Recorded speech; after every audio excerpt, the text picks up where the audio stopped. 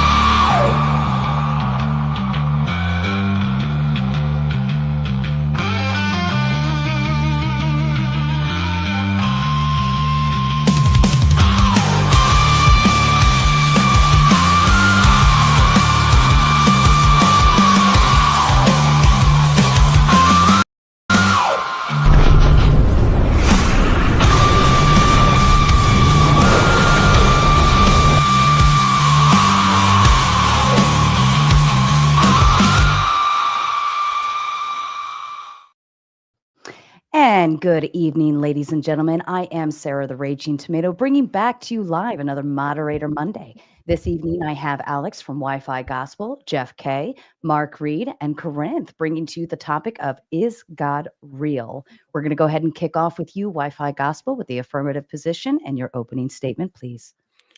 Awesome. Thank you, Sarah, for putting this together. Thank you, Corinth and Mark, for being here. Jeff, for being my partner. Appreciate you guys. Basically, we rely on reason, logical inference, deduction, and meaningful discourse to explore reality. But why is reason trustworthy in the first place? Some argue that reason is simply a product of human autonomy, an accidental byproduct of a purposeless universe. Yet, if reason arises from mere accident, there is no ultimate basis for its validity. Instead, we must acknowledge that reason requires an unshakable foundation. This leads us to a choice. Either everything is accidental, unplanned, and chaotic, or there is a purposeful creator who designed and sustains the rational order we experience.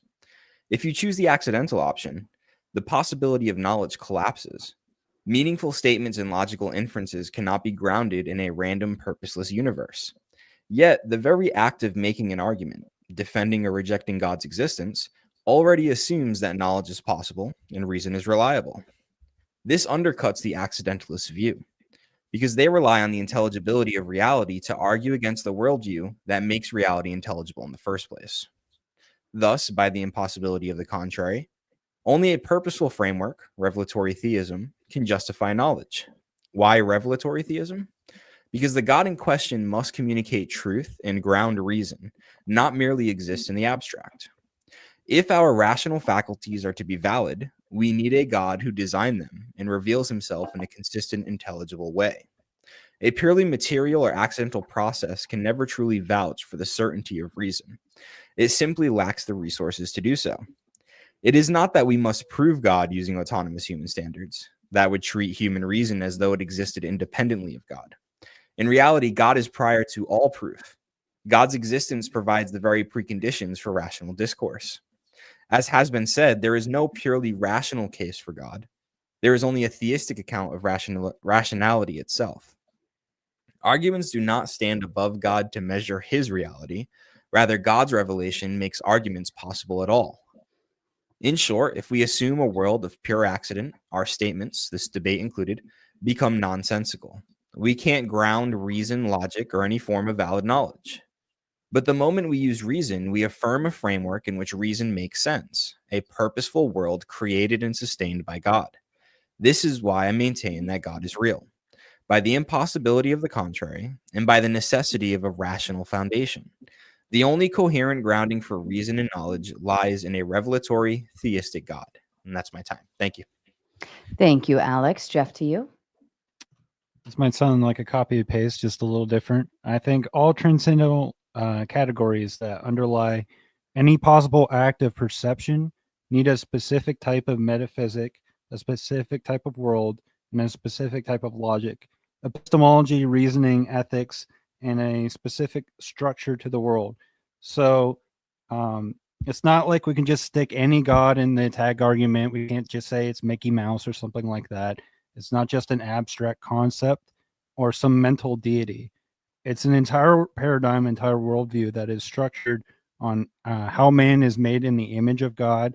So he has the ability to reason, the ability to use logic, and he also has the image bearer status to make ought claims for morality, and how he has ability for knowledge to do science. The only way that these are coherent and make sense is in the Christian paradigm. And I'll just end it there. Thank you, Jeff. Mark, to you. Yeah, I didn't really prepare anything, but I will talk about why there's a few reasons for thinking that no God exists, just to be fair. It seems to me, and Karl Popper did a lot of work on this unfalsifiability criteria. So really, when we look at things that we want to prove are true, we look at how do we falsify them. We try to prove them false, and then not being able to do so, we consider them true. For instance, if I say there's an imaginary, a ephemeral, and there's an invisible and intangible genie in my room, and you have no way to disprove that, you cannot actually show that it is true.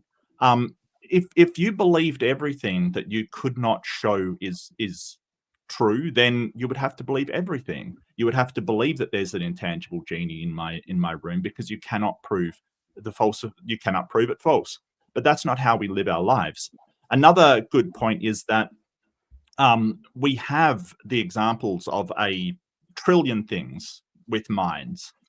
They're animals, they're us, they're all kinds of things that have minds. But what we're expected to believe is that some people have a mind without any kind of physical structure. This goes in opposition to every single mind we have seen so far.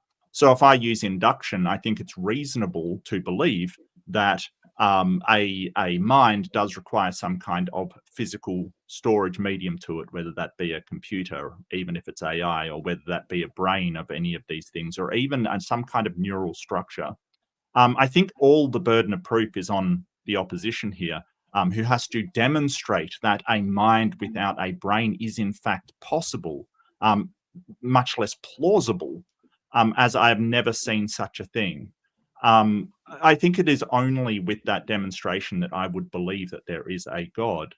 And I just, as my third point, and I'll just sort of keep it to these three, I think that there are posited gods, because we're saying, is God real? But there's a lot of posited gods out there.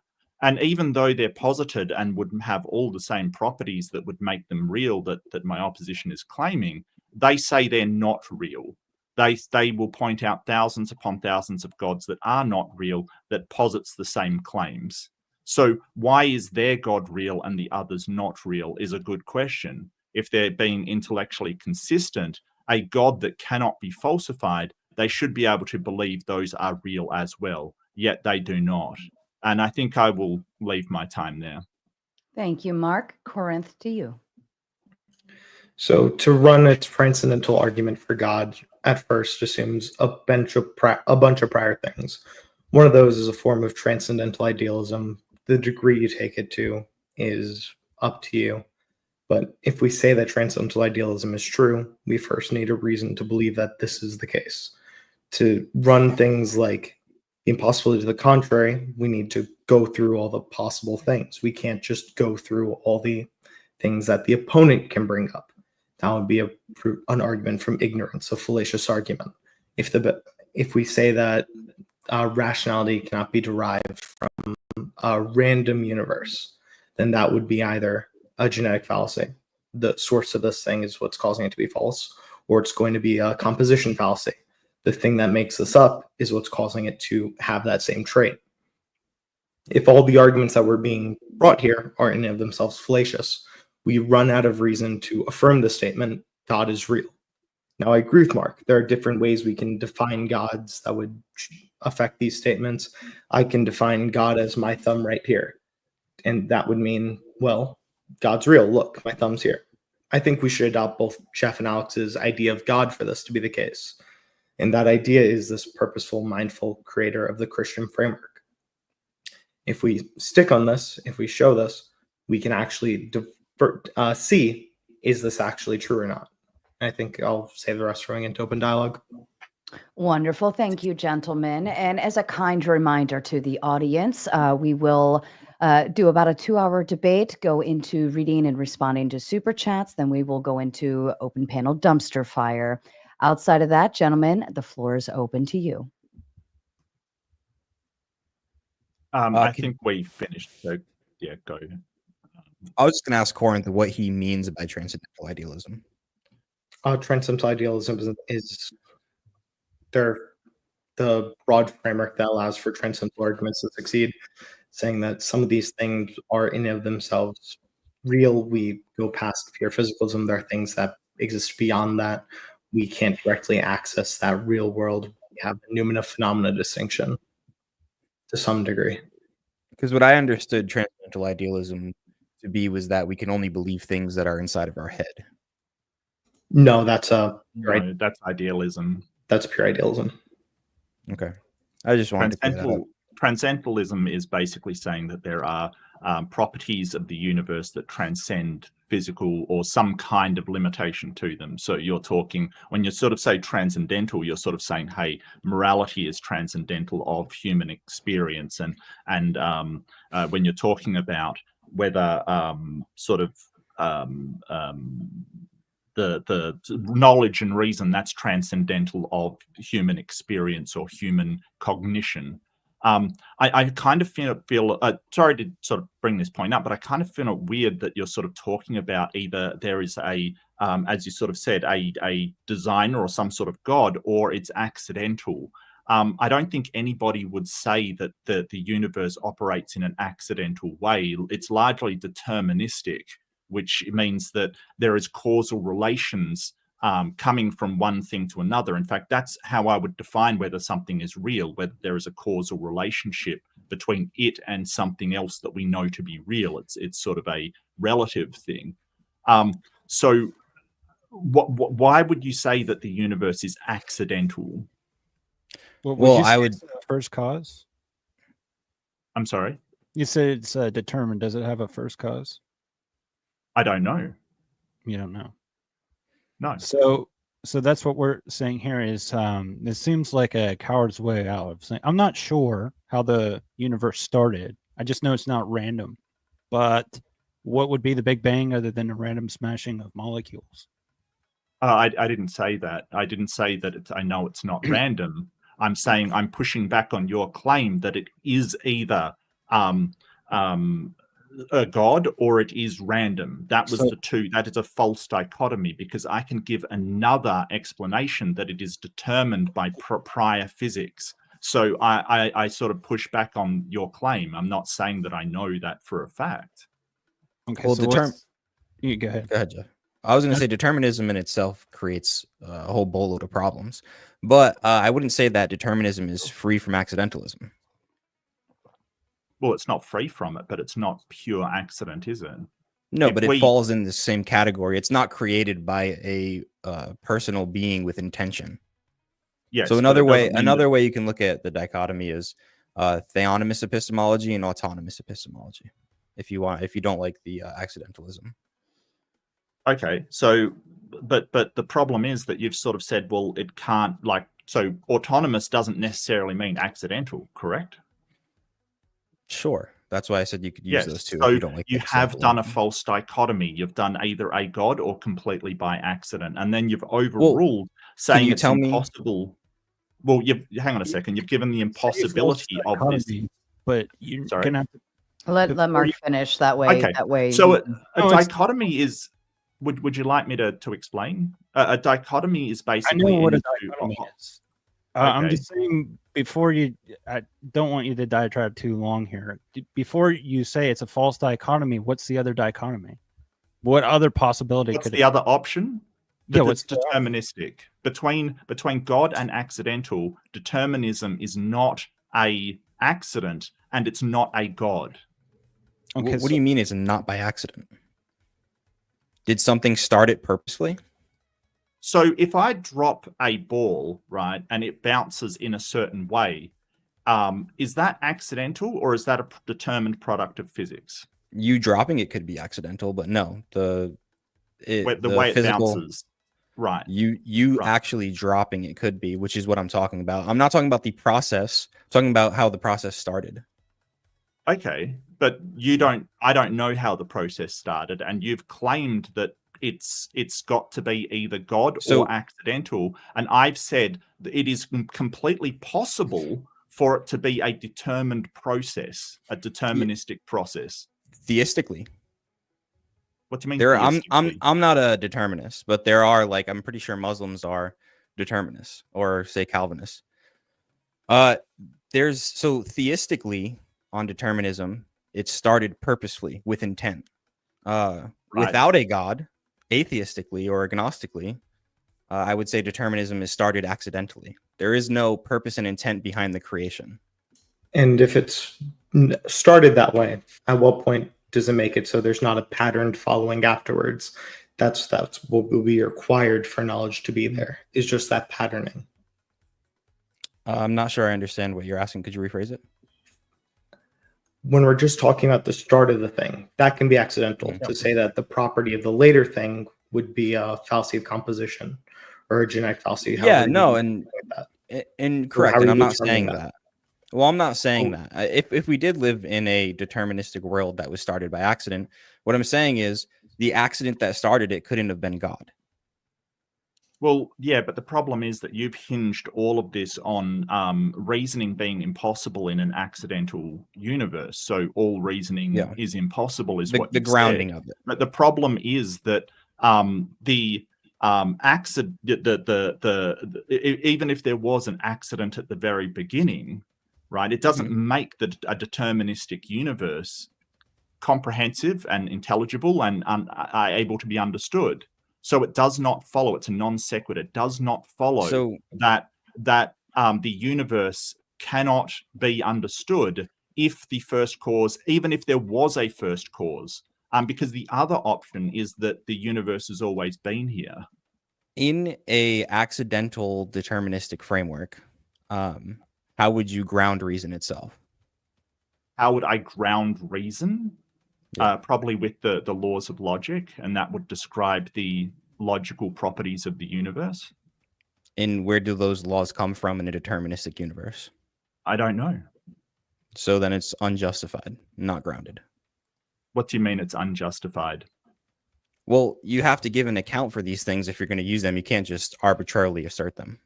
No, that's not true, because I can see them working and they do work for us. That's sort of like saying, well, where did your car get made? If you don't know, you can't drive it.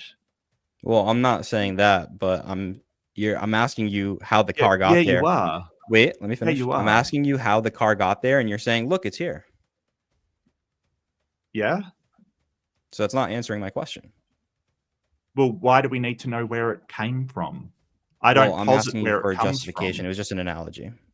Well, I sort of posit that they are here and they're the best way to use to comprehend the universe. You're the one claiming that a God provided them. So I'd like you to demonstrate that a God in fact provided them, which you seem very reluctant to do. You made a similarly positive claim. You said, there they are. I can didn't. see them working. Yeah, we're using them right now. All right. Do you have to prove that positive claim? Well, no, I put it out there and you've affirmed it by using them. If you don't think they exist, if you don't think they're there, then please explain to me why they're not there. Hang on, no, Alex, I'm talking right now, mate. I'm talking right now, mate. If you don't think they're there, please do explain to me why they're not there without using the laws of logic. Go ahead, be my guest. No, go ahead. You don't want to let. I really like to hear Mark. You've just used the law of identity. Oh dear, you've just used the law of identity. Oh, you're making yourself look like an ass, Mark. I think that you're interrupting me while I'm talking, actually. So you're looking like the ass there, mate. I just asked you, gentlemen. Okay. I asked you if you made a positive claim, and you didn't understand the positive claim that you made. You're making the claim that the laws of logic are there absent a deity. No, that isn't a positive claim because I'm not claiming any origin to it. You're the one claiming a deity, and I'm saying, well, I don't see that deity. I have it because I have it, though. Hold on. Stop. I will say, because you are interrupting when he's trying to finish his thought process. So let's at least try to wait until he finishes. You can still disagree. You can call him an ass when he's done. It doesn't matter. Just wait till he's done, and it'll make life easier on all of you. No, I start with my own cognition and I see things around me. Applying the law of identity seems to be an intuitive thing.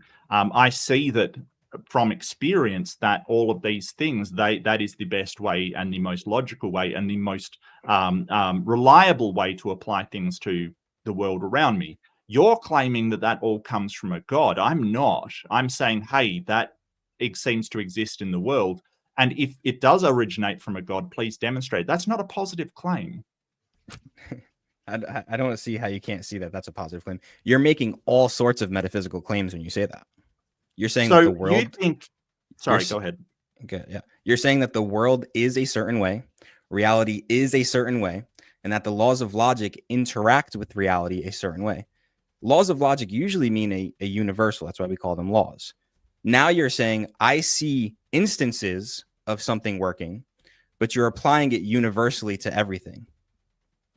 So this is a bit of a problem where it seems to be talking past one another. So when I say that the universe is logical, I'm talking about the properties of the universe. The laws of logic, because I'm a nominalist, I believe that all universals are just labels that we use to describe things, right? That's what nominalism is.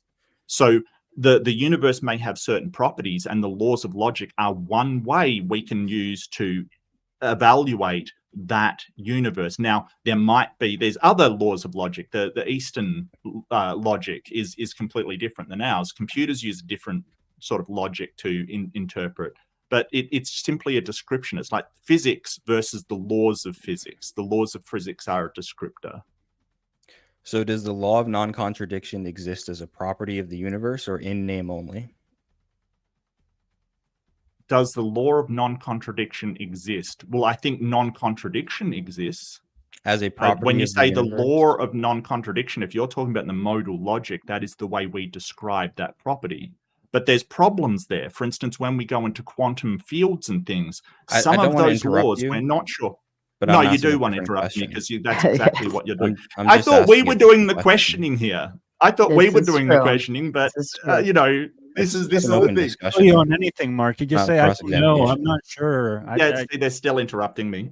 So when you say so you're saying I'm making a you're not answering my question. I'm saying I don't know where the universe comes from. I don't know that the laws of logic come from a God. And then basically, I'm saying you're claiming that the laws of logic come from a God. You're trying to shift the burden of proof by saying I'm making a positive claim that there is no God, but quite clearly I am not, right? I mean, you went way off what I asked you, but whatever. Yeah, so I think I answered your question. Non-contradiction is a property of the universe. The law of non-contradiction is our description of that. Yeah, it is, because I never said it was universal. No, you're saying it exists outside of your label. Right? That the universe has certain properties, yeah. Yeah, and those properties exist outside of the label itself. Yes, the universe has properties and we label them. And what is nominalism? It is applying labels to universals. Right. And they that only exist as that label.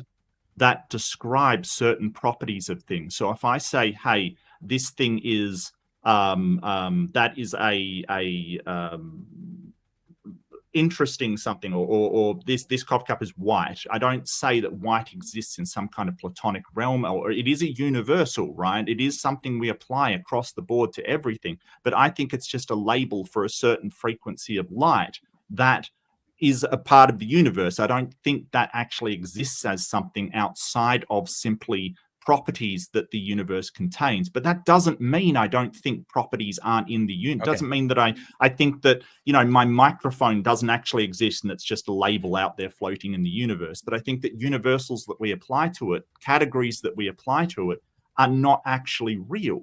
They're just descriptive things that we apply to it. That's what a nominalist is. But I'm still not getting to you demonstrating that a God is real. Yeah, because in the beginning of my opening statement, I showed that my argument relies on the impossibility of the contrary. Autonomous epistemology. Autonomous, because like I've just demonstrated, you can't even figure out what a law of logic is and justify it. You just assert these things and say, I have them. How do I have knowledge? Because I have laws of logic. How do I have the laws of logic? Because I have them. Can you give a distinction between theonomous epistemology and what Mark is doing right now? Yeah, there's no God. Okay, so you're just asserting it and asserting God is real too. No, the assertion, it's not an assertion, it's an argument. And the argument is in a... So what theonomous epistemology is an argument? No, the argument is the impossibility of the contrary. So I'm asking about theonomous epistemology. You said that was an argument. That was right, go ahead. What's the distinction between the axiom and the theonomous epistemology you're positing? It's not an axiom. Yeah, give the distinction between the two. What do you mean? You can call an axiom not an axiom and call it a theonomous epistemology. It's a justified presupposition. Can you justify a presupposition before using it? Yes. You can't justify You can't. That's what a presupposition is, Wi-Fi. If you can't justify a presupposition, if you can't justify... This is how axioms are justified. It wouldn't, if it was justified, it wouldn't be a presupposition. You can't, so all right, so then your argument about the laws of logic doesn't work then, because you have to presuppose them. So therefore it's unjustified. Like we're using the same standard you are for theonomous epistemology, the thing you're accepting here. And you're just saying the other thing is impossible. The argument... We're showing by your own standards, something else is possible. Under theonomous epistemology, the laws of logic are justified as a reflection of the nature of God. That follows. And under this form of empiricism, it's justified as their properties of the universe and all the particulars. No, that doesn't follow, because you have to access them. You have to access them as a fallible human being. Why do I have to access them for them to exist? Oh, well, to know that they exist. Don't you have to access them as a fallible human being as well? Yes, but if there is a God who has created the entire universe and sustains the universe, he can impart that knowledge to me without, even through my fallible senses. And if the universe allowed us to randomly access these things, we can access this as well. You saying we're fallible and implying that this thing is particular in this given case is false doesn't follow. It's just saying it's possibly false. You're saying it's impossible to be true when you say the impossibility of the contrary. When you do that, you're making the universe God. So you're just falling into theonomous epistemology. We're not falling to theonomous epistemology because it's not revelatory. So how does this you universe even distinguish theonomous epistemology must be revelatory? Do you not know your own term? Did you not read reason for reason enough? If it's not revelatory, then you can't have access to it. You can have access to it without it being revelatory. You said it randomly gives it to you. That's a possibility. That's revelatory. Us being fallible doesn't mean every given thing is false. It means has the ability to be false. Okay. Do you not know the terms you're using? How is that not revelatory? Because it's not intentional giving of information. So what do you mean how by is it giving it to you? Okay, we can clarify. How is a non-personal being? I'm saying it's not giving to us. Okay. I'm saying it's not. So we can clarify for you. Revelatory. That was the term you brought up in your opening when you described theonomous epistemology.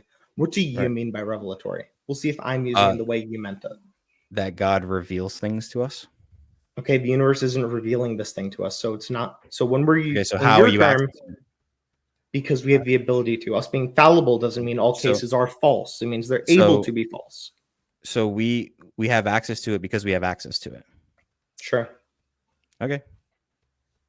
You're okay with When that? we exist in the universe, I will concede that we exist, so I don't see why we wouldn't have access to the universe. We seem to, unless you are disagreeing with that. But I'd like to ask a question, because you seem to be thinking this is a interrogation of us.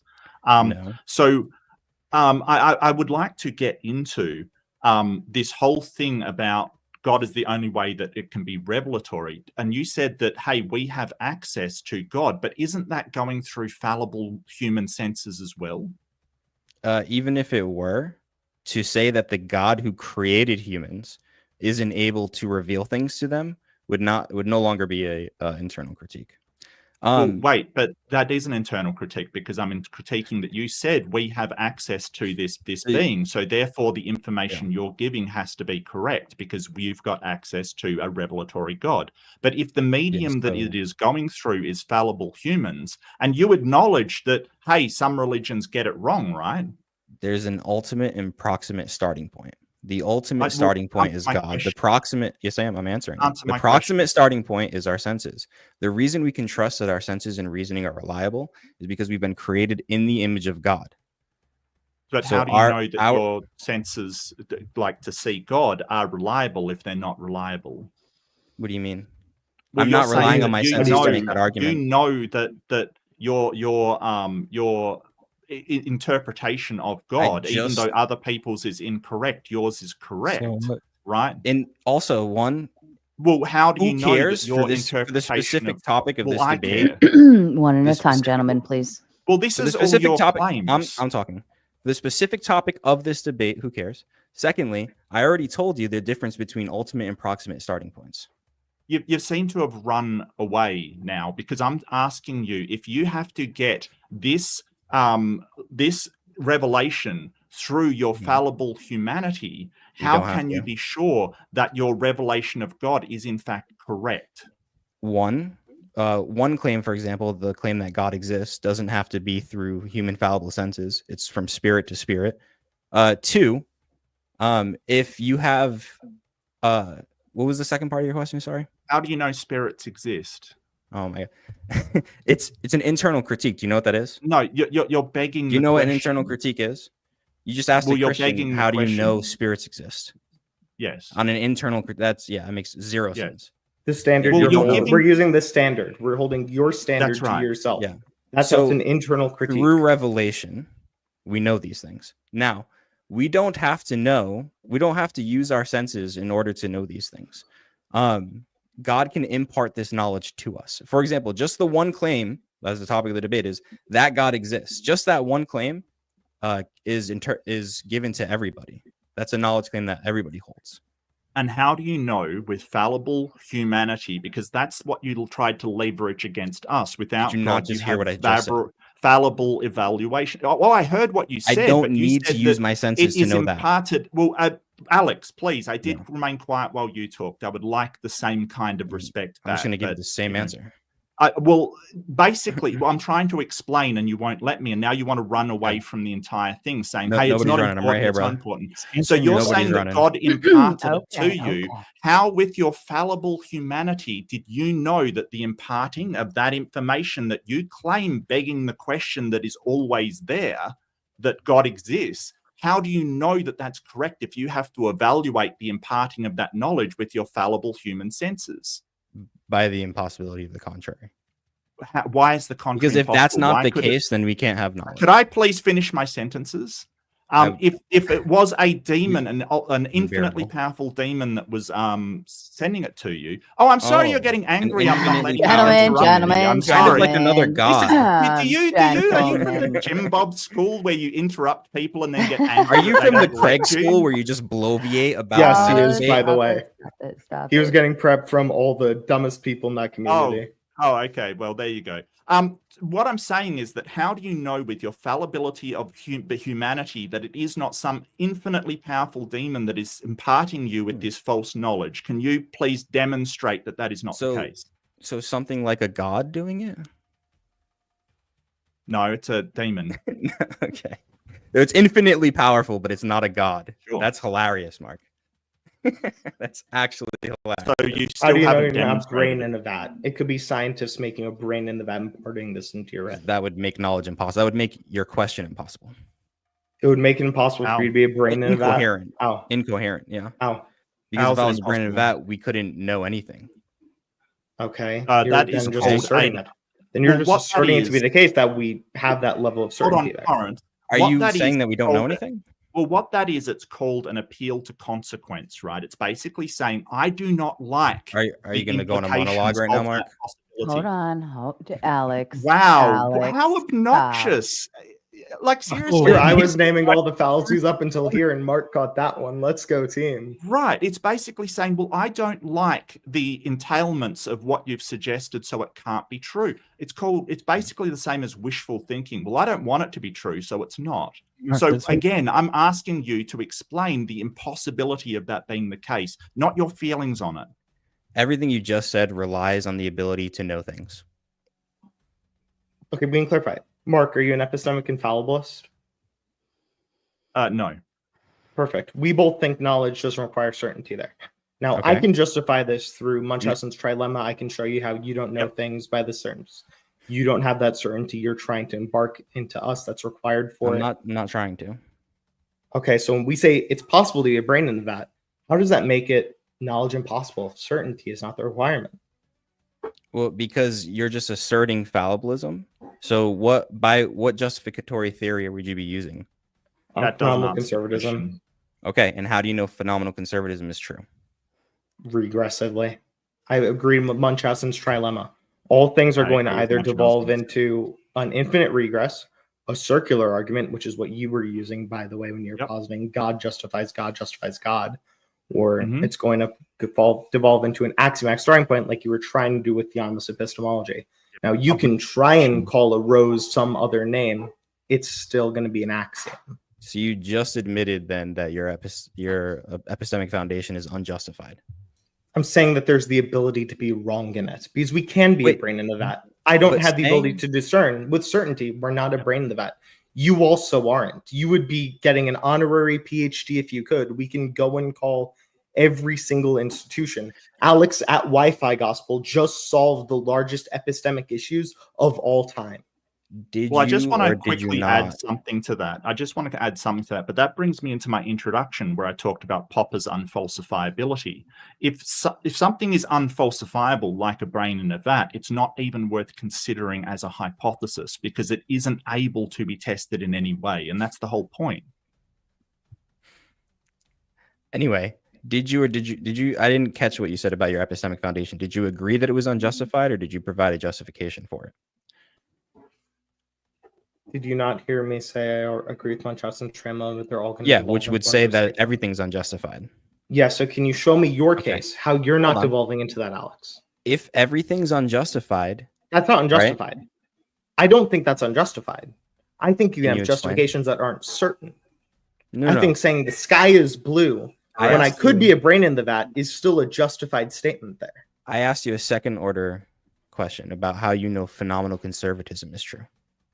Well, I'm not getting any answers to my questions, like how you can demonstrate you're not a brain in a vat. Like, I haven't heard an Yeah. answer to that. Again- All I've heard is more questions. So this is what I've noticed. And sort of we go down these questions, and instead of actually answering them, you ask more questions. And I'm wondering why you're afraid to answer any questions.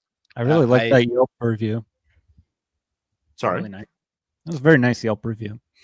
You're doing really well, Alex. It was a really great Yelp review. Yeah, so We're not getting any of ours. Can you please demonstrate that you're not a brain in a vat because Yeah, you are can I- making the 100% absolute certain claim that you're not? Are you Go for it. interrupting me as I talk? Okay. Yeah, so Mark keeps trying to demonstrate this to you. Wi-Fi just said everything that you're presupposing grants knowledge already, grants logic already, grants thinking, grants words having meaning, all of this. How do you justify it absent something being objectively there? That's the question. Now we're saying we believe that it's this God. And you're like, demonstrate it. Demonstrate that you even have thought in your brain, or you even have a brain. That's my entire point.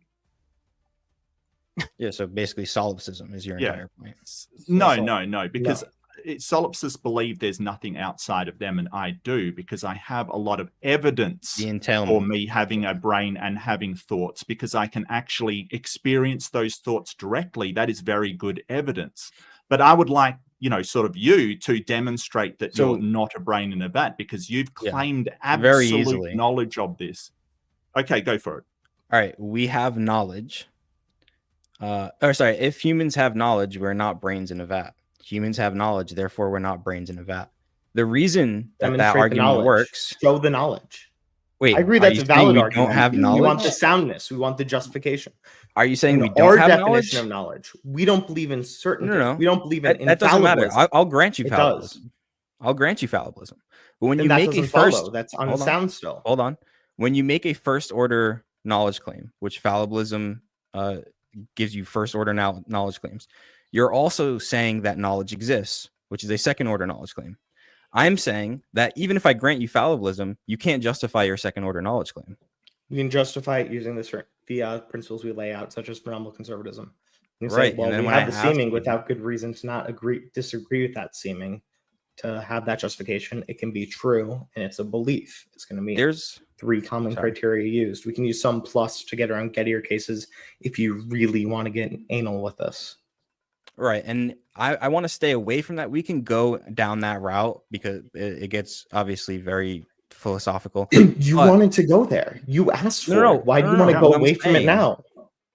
We can go there, but what I'm saying Let's is, go there. You brought us here. oh my You were gosh. in the car. You Can were I driving finish us my around. question, please? Is it I'm going to be asking- unrelated? Is it going to have an answer to our prior questions, or are you dodging Are you again? done? This is all an Are you answer to my done? question of what's the justification that we have knowledge to a certain degree that would be required for his proof to be true. You done now? If you answer the question I asked you instead of dodging again, yes. No, you said to demonstrate the knowledge. I asked you Yes, if, so to the if certainty you degree agreed that that we we had require. knowledge, and then you gave some fallible phenomenal conservatism bullshit. What I'm asking you to do is I'm how asking do you to know answer my Oh question. my God. I don't know why you're asking me This to is do something. insane. with the answer Yeah, to my you're question. asking another Can you question. shut up for a second? Jesus. Not if you're not going to answer my question. All right. If you're going to dodge, I'm it, literally you answering your dodge it. question. Alex, I think it would be more fair in terms of the concept because you have the affirmative to come back to the question and provide a more This is how defined I- response. If you're saying that we don't have knowledge, I'm not. Then I'm saying you're- we don't have certainty. Hold on, Corinne. He's talking I'm about. clarifying for him. He's saying I'm we don't clarifying. have absolute knowledge. We don't I'm- have certain no, I'm knowledge. not. I'm clarifying for Alex. That's what I'm saying.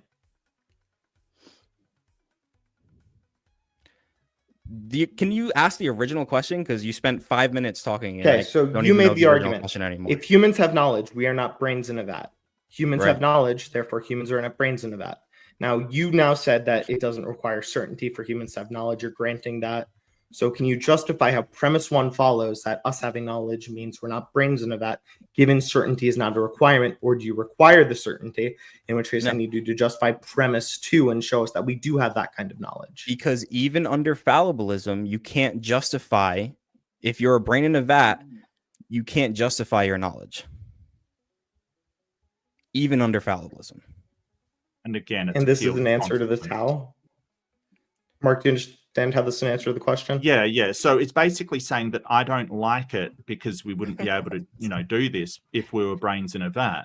No. We didn't ask Everything your you're feelings about it. saying. What was that fallacy Even- again? Appeal to consequences? Appealed. Are you guys having a consequences, conversation with yourself now? What's going on? Yeah, you're not engaging, so we're gonna have a Oh, okay. 1v1 Yeah, here for now. it's- So it's you just kind don't of- like my answer, and now you guys want to make out. That's fine. No, it's Oh, fallacious. no, it's a fallacy. Where's the it's a transgender I You're thing? making think, it I fallacious like think, that. I think, Alex, what they're doing is they're breaking down what you're saying, and they're kind of recognizing it as not following. Because Corinth did mention premise 1 and then premise 2, and they're not. Doesn't sound like they're running in sync together. So premise 2 is that we have knowledge. I'm saying that if we're a brain in a vat, you can't justify the second order claim that you have knowledge. So if we have knowledge at a second order, it's a second order claim. If we have knowledge, then we are not brains in a vat. Because Okay, so as a brain in a it's vat, actually you can't humans have justify second it. order knowledge. We're not brains in a vat. Humans have second order knowledge. Therefore, we are not brains in a vat. Well, Okay, can you demonstrate me that second order knowledge claim you want? so every first order knowledge claim is tied to a second order knowledge claim. When you say I know X, you're also saying that knowledge exists, right? Yes, I know what So- second order knowledge is. okay. I want to know the second order I'm knowledge. explaining it for humans the have. audience. I know you know. I know you're a smart guy. All Let right. him finish, Corinth. Let I him know finish. I'm smart. I don't know if you're smart. I'm not going to show you. Go that. I ahead, was giving you a Alex. compliment. You're Alex. just a dick. I'm not Go giving ahead. you a compliment. Oh, Oh, come on boy, now. shut up. Corinth, let him finish, please. Alex, go ahead. It's hard to keep a train of thought when I keep getting interrupted. Yeah, it is. Basically, the second when you make a first order knowledge claim, you're also making a second order knowledge claim that you have knowledge. So the only way to justify it, which is the entire argument, is through theonomous epistemology.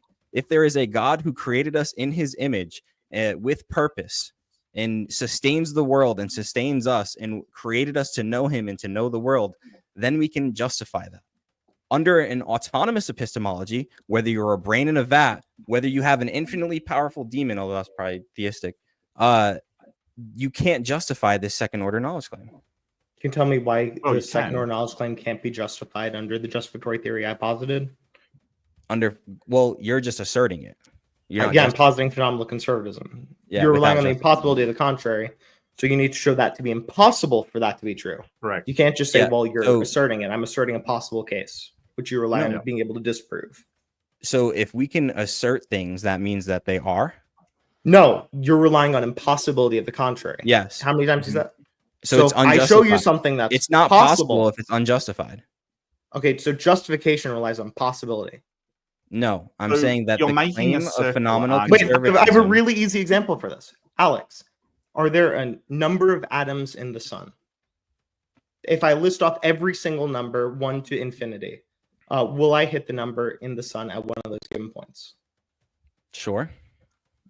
So would it be true when I got to that number that that's the amount of atoms in the sun? Yeah. Am I justified in saying that? Not under autonomous epistemology. You're not. You're Well, saying that this is under false any- now. This is the contradiction here. No. I think you are Because it's justified, yes, unjustified. due to It's basic- unjustified basic- here, which makes it false. Alex is affirming. It's Well, it no, means you don't it have could knowledge. be. Being All right. unjustified is false. I understand what you're saying now. It could be true, but you wouldn't know. Sure. But Okay. it is true that he would Talking about hit the epistemology. number of Yeah, atoms. it's true. If That's he why went from justificatory theory. if he is went possible. from 1 to infinity, it would be true that he would hit that number. That would be a true statement, and that would be true. And we have knowledge, even sort of due to basic reasoning, we have knowledge that it is justified that if he went through every number from 0 to infinity, he would hit the number of atoms in the sun, because that is a real number and an integer, and so we would hit it eventually, correct? Well, you just missed the entire point of what Corinth was saying. Corinth was saying that it would be unjustified because he's just randomly going through numbers. Yeah, I'm saying it's unjustified, but you're saying it's impossible because it's unjustified. Impossible means false. You both I'm affirmed saying- it's true that that's a number, and it's impossible if that's a number because it's No, I'm saying that your Contradiction. claim.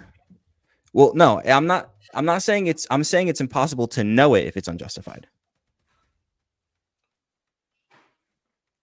okay. And that's just You're saying you're not justified saying theory. knowledge. You agreed that it You wouldn't be didn't knowledge. say You said so. It's just to be clear. This is off the topic that all the other views are impossible, and onto impossible to know them to be true. Is Well, that if where you we're at? don't know them to be true, how? Because you just pivoted to it. It's possible for something to be true and not to be known. Given the example of the amount of atoms in the sun, it can be unjustified and true. That means it's not knowledge, yet it's true. Something being unknown doesn't make it No. false. You can't say it's Which true. part if of that it's do you not disagree? knowledge. Which part of that do you disagree with? The part that We you said went- it's true, but it's not knowledge. Sure, I ran through all the number atoms in the sun. You agreed. I eventually hit that one. If I pointed at all of them, each individual cases, that's the Yeah, amount of atoms in the sun. I went to a true You statement. wouldn't know the number. It's not knowledge. That's a true statement. That's not No. knowledge.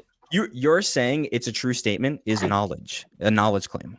No, I'm not No. saying it's knowledge. I'm saying it's a true Because this statement. It's is just the- not knowledge. You saying says it's that true every is saying I time- know it's true. Yeah, the second order Every claim time here he is that says- one of the numbers is the amount Right. of atoms in the sun. Right. That's the second order claim here. That's a Yes. first order claim. That's the second order claim. No. Yes, that's what the second Why order is that claim a is first relying order on. claim? Because the second order claim that I'm talking about is about the existence of knowledge.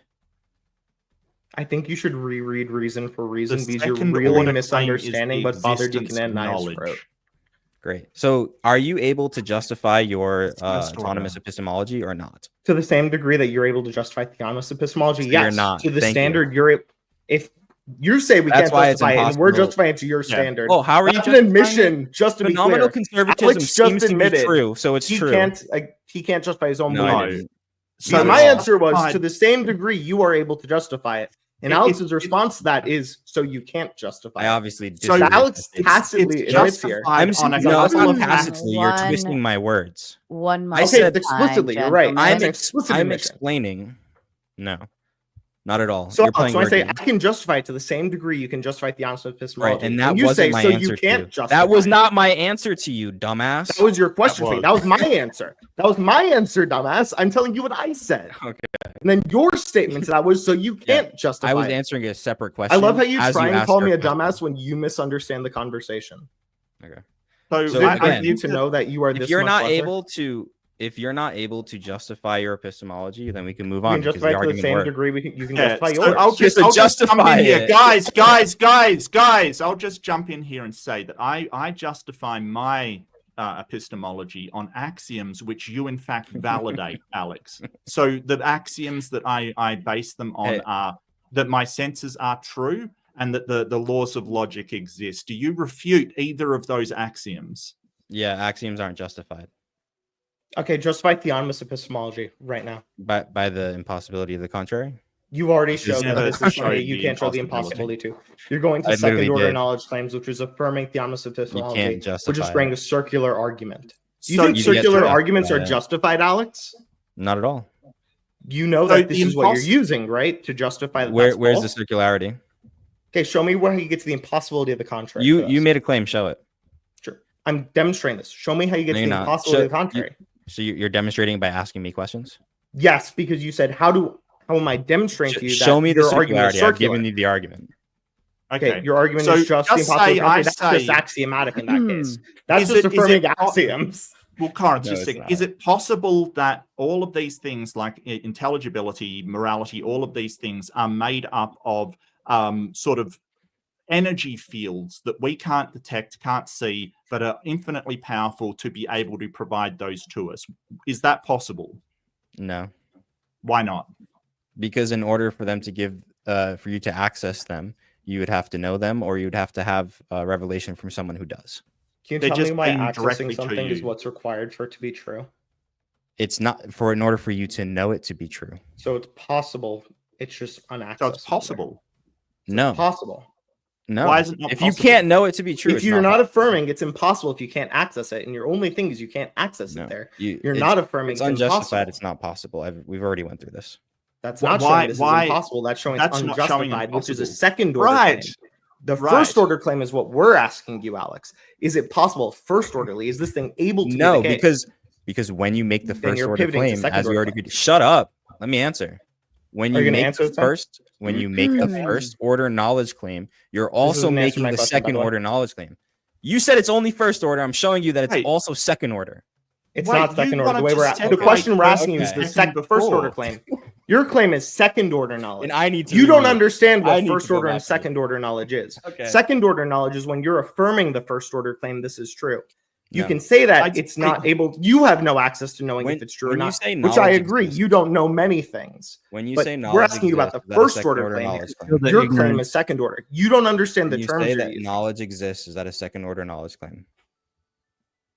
Yeah, that's a second order knowledge claim. Okay. When you Still affirm it, haven't heard the why affirmation of it is. Let's asking about trans- the first order aspect. When you Alex. say I know X, does that mean you're saying knowledge exists?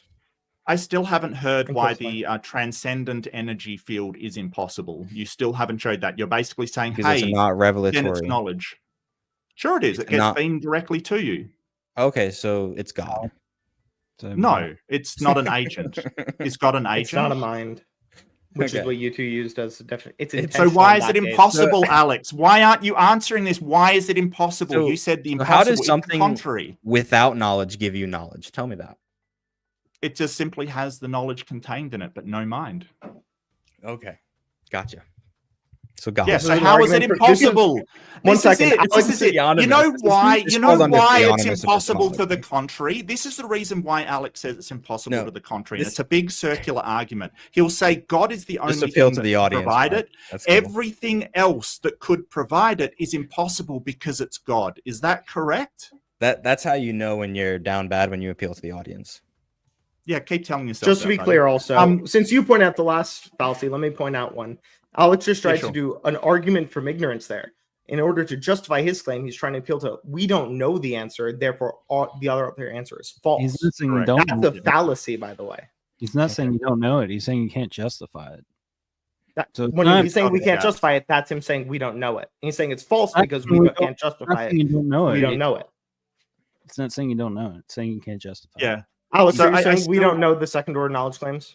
At the second order, Okay, so Jeff, he is saying that, just to be clear. but at the first order. Alex, you it's can go generally a good tactic to not contradict your debate partner when he's trying to bail you out. well, of the whole you considering keep we thinking had for yourself. considering we had one day to prepare this together, and nobody else would fill his spot because they all hate your guts, then yeah, I get it. Well, I'm a Oh, hateable person. All We didn't even right. prepare for this, Alex. Isn't that embarrassing? Yeah, You guys definitely are on the same page. yeah, we are Guarantee because we're both that. we're vibing right You now. are- We're a you are team. worlds You're apart. not. Oh, really?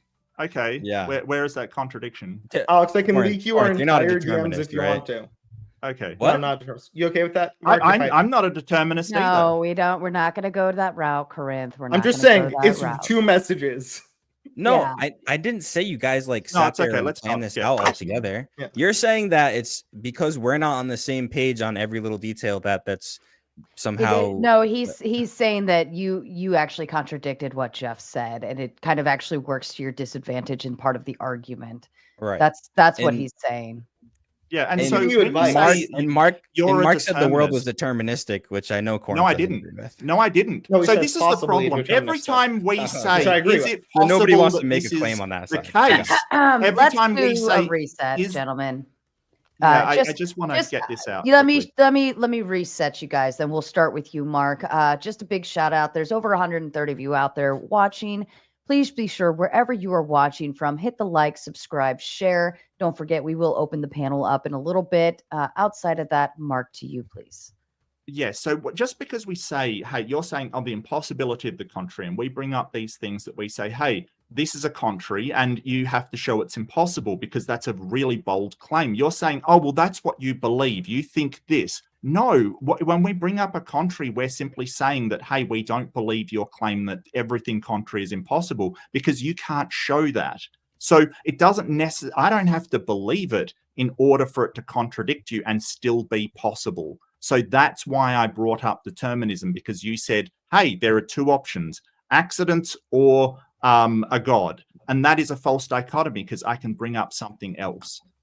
That's it. I might have misheard you, but I'll go back and look after the debate. I thought you Sure. said I believe that the universe is deterministic. And I'm sorry if I Well, misheard you. Generally, yeah. Do you think the universe is Sorry, deterministic? you At least did. Is that your Well, claim or I'm not? I talking don't get about it. the physical properties of the universe. Like, do you think that most things like physics are determined? In a physical sense, sure. And if all there is Okay. physical, then you're really got some Okay. problems there. Well, no. I'm just saying, like, if physical things, it's at least partly deterministic, isn't it? Sure. There you go. But that was not your position. Anyway, the reason take you a asked me a position. question. What? No, my position was that your claim that it's either accidental or God Right. is a false dichotomy. That was my position. So you're taking an approach where it's this universe that has all the attributes of God and can do all the things of God, but isn't God. I never That's how said you're that. saying that's a contrary. No, one of the that's not things the that last it didn't example. have in that case, and Mark can contradict me here if I'm wrong. It's not intentional. It's not a mind beaming to you, but it's still Correct. revealing it to you. It's still It's not an revelatory. agent. And Notice if you how we pay didn't prep attention and to we're not my contradicting. So the question is, just note. you Well, would I know want to that. answer it because you asked me. If All you right. paid attention to my introduction, I said that, you know, a God has to be an agent. It has to have intentionality. And I don't think the universe does. So you're saying that this random, this universe that is random, that doesn't have any intentionality, is giving you access to knowledge. I It's at didn't least say it was possibly the random. case, which means that your argument, You wouldn't it's be able the to know it. impossibility of the contrary is false. No, because if you It's say revealing that it to us, so it's this giving a second if order you say justification. it's just to be possible, it's a clear. knowledge claim. Okay. No. And you're no, when you say it's absolutely impossible, not. that's a knowledge second claim. order knowledge claim. Absolutely When you're saying not. it's impossible, No. that's a knowledge claim. Can you justify the impossibility here? Oh, I'm sorry. Do you guys disagree? Mark, what was that? You said no? Yeah, I well, also if said you no. claim knowledge over something, you're not. So if I say, hey, you know, it's possible that my wife is in the kitchen or in the living room, that's not a knowledge claim. Yes, it is. What are you talking about? So you don't know that it's possible. Well, it's a knowledge claim about the possibility, but it's not a knowledge claim about the actuality. All right. That's See, what I said. understood what Mark meant there, unlike you. We agree on both of those cases. All right. Now, if you make that knowledge claim, you have a second order knowledge claim that knowledge exists. So in this universe, if it could be true, but you didn't know it, then it's actually not possible because you're making a knowledge claim and then saying you don't know how you know it. If Right, you, not that you don't know how could you be know, but- true and you don't This know doesn't it, follow. then That's a non sequitur. it's not possible. That's ridiculous. That non-sequitur. is So you're in Yeah, this universe. Since you're using no, moral I logic, want to Mark, address that. Gentlemen, I kind of want to ask, and Mark, I'll let you address it if you so choose. But I Sure. want to ask: is there a way to move beyond the first order second order argument and kind of dive in another direction, or does it kind of stop Well- on this note and nothing else kind of comes beyond it? It's sort of crazy. We both agree. We all of us agree that first order knowledge is a thing. Like we just keep getting dragged back to it by Alex, who sort of says, well, if you have to show that the impossibility of anything else but the God in order to justify this first order knowledge, then I get to like hammer it with you. And I don't think it's really a problem because we all agree on it, that first order knowledge exists. Mhm. Do you agree that second order knowledge exists? Because this Yes. very statement, I agree that first order. Well, knowledge I would exists have is a liked to second address order knowledge the claim. claim that Alex made, that if you don't know it, then it's not. If you don't have knowledge of it, then it's not possible. And I think that that's ridiculous. I have no knowledge that a tree would fall in the forest if I don't, hear it, see it, whatever. But I think it's possible. Right, but you're making a worldview claim. And if you're inside of this worldview that you've made up, you're saying it's possible that this worldview is true. And under that worldview, you would then be making a second order knowledge claim by saying that. So you now have to justify that second order knowledge claim. And I'm saying you can't. You're in that arguing rule. that the falsity of it, not the impossibility of it, though, which is not your claim. No, You're saying so we don't have epistemic access to our view. If you're saying then it's Mhm. necessarily false, that's an appeal to ignorance, which is a fallacy, Alex. Is the best you can come up with a fallacy, or are you going to make a coherent argument? It's got First of all, you didn't hear anything I just said because I just heard if everything you said. If you're in this worldview and you're doing a critique of this worldview and you say it's possible that this worldview is true, that is a knowledge claim. So now you've moved on from possibility. Yeah, you're doing an epistemic limitation, which is what I just said, Alex. I understood what you said. So if you can't know it under this worldview, then it's not possible. I've repeated myself No, 3 that's times. not how that works, because I can Okay. clarify this again for you. This is a fallacy. It's called an appeal to ignorance. Because you don't know this, because you have that epistemic limitation, therefore it is false. This is a fallacy. Or Alex, do you have an argument that's non-fallacious to justify God, or is this the I've best you repeated can myself bring? 3 times now. You have repeated the This is not fallacy going 3 anywhere. times, and I'm walking you through how it's a fallacy. Do I need to put you on a leash so I can dog walk you through this a little bit closer? You would actually really enjoy putting a guy on a leash. I do Stop like it, putting guys on boys. leashes and embarrassing Yeah. them. I love Yeah, dog Yeah, walking. think you're a we've freak. Sort of I understand that. shown. I think we keep asking, like, can you demonstrate that every contrary is impossible for this claim that only God can provide this knowledge? And I don't hear any kind of refutation for that. All I'm hearing is, you repeating it's the impossibility of the contrary. I don't understand how you can demonstrate that. I think you See, because that's understood- something that he can't justify, but is knowledge to him. That's special I pleading. think that you understood the argument as I put it, because I put everything into two categories to try to make a dichotomy. Which You is tried rejected to. as a false dichotomy from the beginning. I was literally just getting to that. If you could shut up for more than 2 seconds. I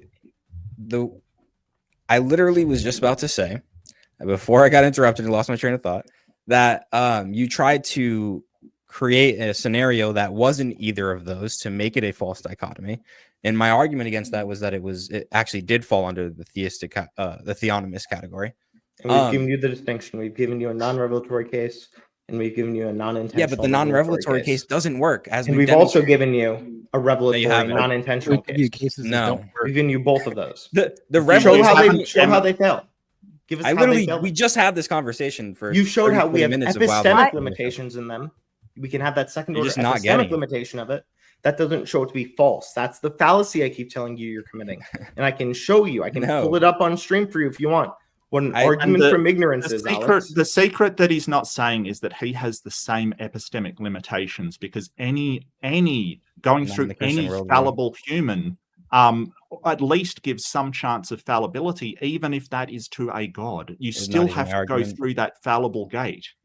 Do you think that's why he won't answer us about any questions we ask him? Oh, when he absolutely. keeps pivoting? Absolutely. I think that's true. I've literally only been answering your questions this entire time. But No, you've been trying to pivot off No, and you've ask us been questions. When we ask asking you us questions. Okay.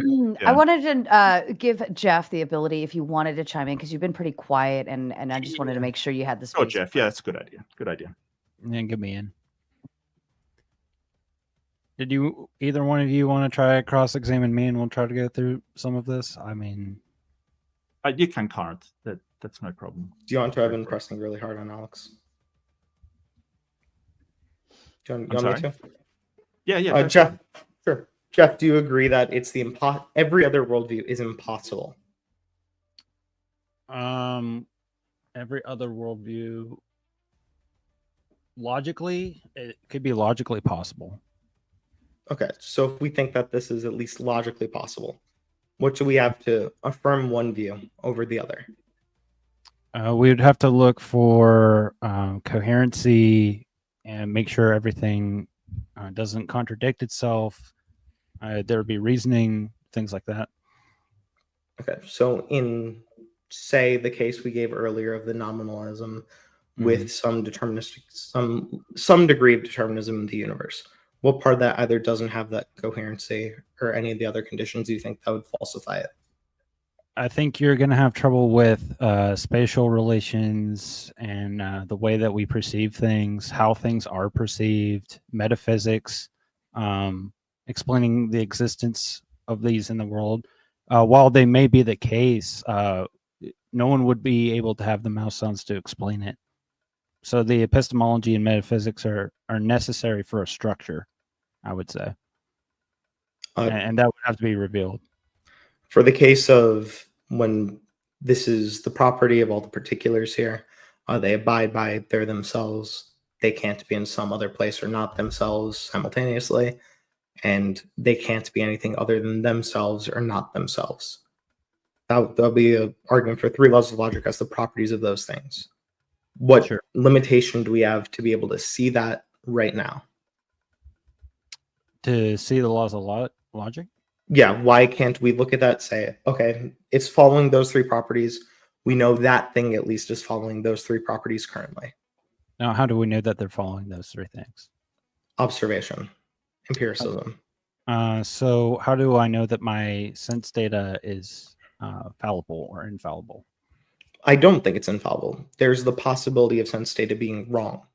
Okay. But that's something true of all systems. When you go to church and you hear the person preaching to you about God, preaching the gospel, and you read the Bible, if you're a Protestant, your sense data there is also fallible in the same sense.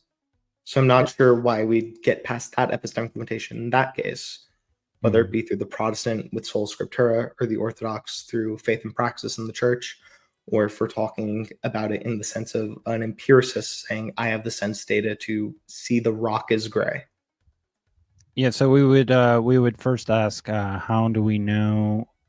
Let's just say, okay, fine, every sense data is somewhat fallible, how would we demonstrate anything to be universally true or possible? You can take a nominalist approach where all things are just properties of particulars, and then we try and categorize those things. We arbitrarily try and define a universal in air quotes by seeing a bunch of things that follow this same given property, and we say, oh, these all things are alike in that sense. Does the nominalist think that these things would exist even if we didn't exist or have the ability to describe these things?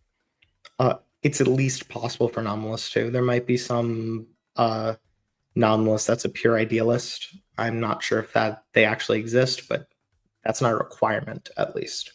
It's not a requirement. So which position would you take? Would you say that it's absolutely necessary, or can there be contradictions if we don't have the ability to describe contradictions? Can there be is going to be like a modal statement, and that modal statement's already existing outside of logic. It's an extra logical modality to affirm that, which I'm not sure is something that's entirely coherent to affirm in of itself. It might be the case that this is just an epistemic limitation of humanity itself. So if we just stopped existing today, there could be logical contradictions tomorrow? I don't believe so. Okay. Again, so these things, you would say that these things do exist outside of our perception, I would say. Yeah, I think the nominalist is going to think they're properties of that given thing. The rock itself has a list of properties, and some of those properties are going to be it's itself, it's not itself, it's can only be itself or not itself. To say that that's mind dependent, maybe us verbalizing that, us saying that, or us thinking that of it as itself would be mind dependent, but that thing itself would exist and it would still exhibit those properties. Yeah, so I would say the words that we use to describe the thing and the metaphysics of consciousness, our perception, these are all presupposing knowledge. And we're saying, how do we ground that if we just think, what's the nominalist take on where does knowledge come from? How do we justify it philosophically? Well, I don't think senses would be presupposing, because my senses come to me directly. I'm not sort of saying, hey, they exist before getting evidence or some kind of justification for them. People have described this as properly basic beliefs, and I'm kind of on the fence about that. But the fact that I feel pain whether or not I want to. It's not unjustified that my senses are there. The question is whether my senses are real, whether they describe something real. But I don't get, if I sort of believe that my senses are real and you affirm that, you say, hey, yeah, our senses are real, I don't then get why we would go back and treading, oh, well, are the senses real? I don't get why that would be the case. Well, if it's, let's just say it's like an AI simulation or something like that, or, sure, maybe it's real to you, maybe it seems to be real, maybe that seems to be the case, but can it be demonstrated to be real, or are you hallucinating? Do you believe that? No, I'm just asking. Then why, if we have an axiom, a starting point, like both you and I agree that the senses are real, then why go back and retread all of that? Like, for instance, take maths. A lot of maths is based upon these axioms, right? Like, they're basically statements that are true inside of mathematics. Like, why go back if we agree on that? Then why go back and revisit it? I'm not sure we have yet, because I'm not sure I've heard a justification for it. Like you said, my senses. I think it's real, but how do you know you're not just like a simulation? Like, this is just all just a program, and you're just a computer program. Like, how do you know that? So I know it because I have enough evidence and justification that they are real. They appear to be real. They come to me directly. I don't have control over them. That there's evidence there that they are real, right? And there's no evidence that they are false, that I'm a brain in a vat or whatever. So when you say, are they justified? Well, yeah, more justified than they're not. So what would be your justification? I'm just curious. Well, they come to me directly. I feel them directly. I don't have to go out and I can't turn them off. That they are sense data that's coming to me, and the only sense data I have. I don't have any other sense data to use. So you have to forgive me. I mean, it seems like you were beating up my partner for being circular, but doesn't that also sound circular to you? I have these feelings, therefore I have these feelings, and that's how I justify them. Yeah. Okay. Did you not hear the fallibility of knowledge, the Munchausen trilemma? Everything either goes back to dogmatic assertion, circular reasoning, or infinite regress. That is the limitations of knowledge. Now, here's the thing. I don't have absolute knowledge, and this is where I have to point out. So do you think either you are absolutely certain or you have no knowledge whatsoever? Do I think I'm absolutely certain all the time? No, I'm sure I'm wrong about things. I'm sure I get so things do wrong. You think there can be a spectrum in between no knowledge and absolute certainty? I think that absolute certainty can exist, possibly. Just because I don't have access to it doesn't mean that it doesn't exist. Oh, well, no, that's not what I asked, Jeff. I asked if do you think there can be sort of, levels of knowledge in between, no idea and, I'm absolutely certain of this. Again, I think that there can be an absolute certainty. I'm just saying that me personally, I might not be able to have access to it. That's not what I asked. Do you think there's levels of Can you confidence? explain the question? I'm trying to. So Okay. when we sort of when I say, hey, I know this, right? I might be very, very sure of it. I might be, I pretty well know it. Or I might be, I think this is the case, right? Like, I know they're in the other room or something. So do you think that there is a spectrum of knowledge, of sort of confidence of claims in between not knowing at all and having absolute certainty of something? I think that there is absolute certainty that exists, whether or not I have access to it or not. It doesn't answer the question. Okay. I mean, you could tell I didn't me ask you if absolute certainty exists. Did I ask you that? You asked me if there was a spectrum. I'm saying I believe that there is absolute certainty, that you can have thing can be absolutely true, that there is. So I didn't mention truth. Okay, certain, whatever, absolute knowledge, whatever. There is an objective truth. This glass can't be anything else other than a glass, right? It's not like a puff of smoke or something. Am I absolutely certain about that? I mean, it looks like a glass. It feels like a glass. I can be pretty certain that it's a glass, but I guess I could be wrong. So you think knowledge claims can be made without absolute certainty? I think you can make speculation, sure. Well, didn't you claim to know that the glass exists, but you don't have absolute certainty? I said I have absolute certainty that it's in my hand because it's here and there it is. Look, that's a glass, right?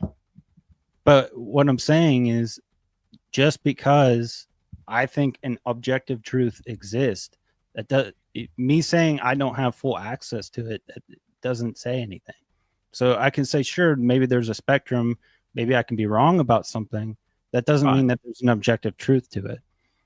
Yeah. So I guess what I'm pointing out is that knowledge claims can be made with varying levels of certainty. Would you agree with that? Okay, sure. Yeah. Okay. That's their entire point that Alex seems to disagree with.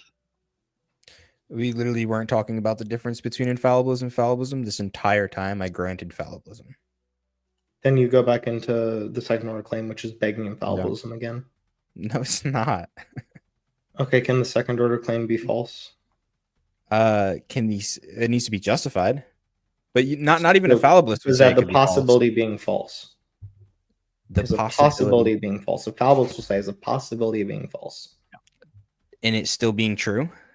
Yes, things can be doesn't make possible. any sense. It actually does. And I can explain this. No, it doesn't. I'll explain this to you. So in modal logic, necessarily A implies A. That's one of the proofs of that. but it's not the case that A implies necessarily A. That would be a variation of affirming the consequent in modal terms. Okay. I don't know if there's a proper way of putting that.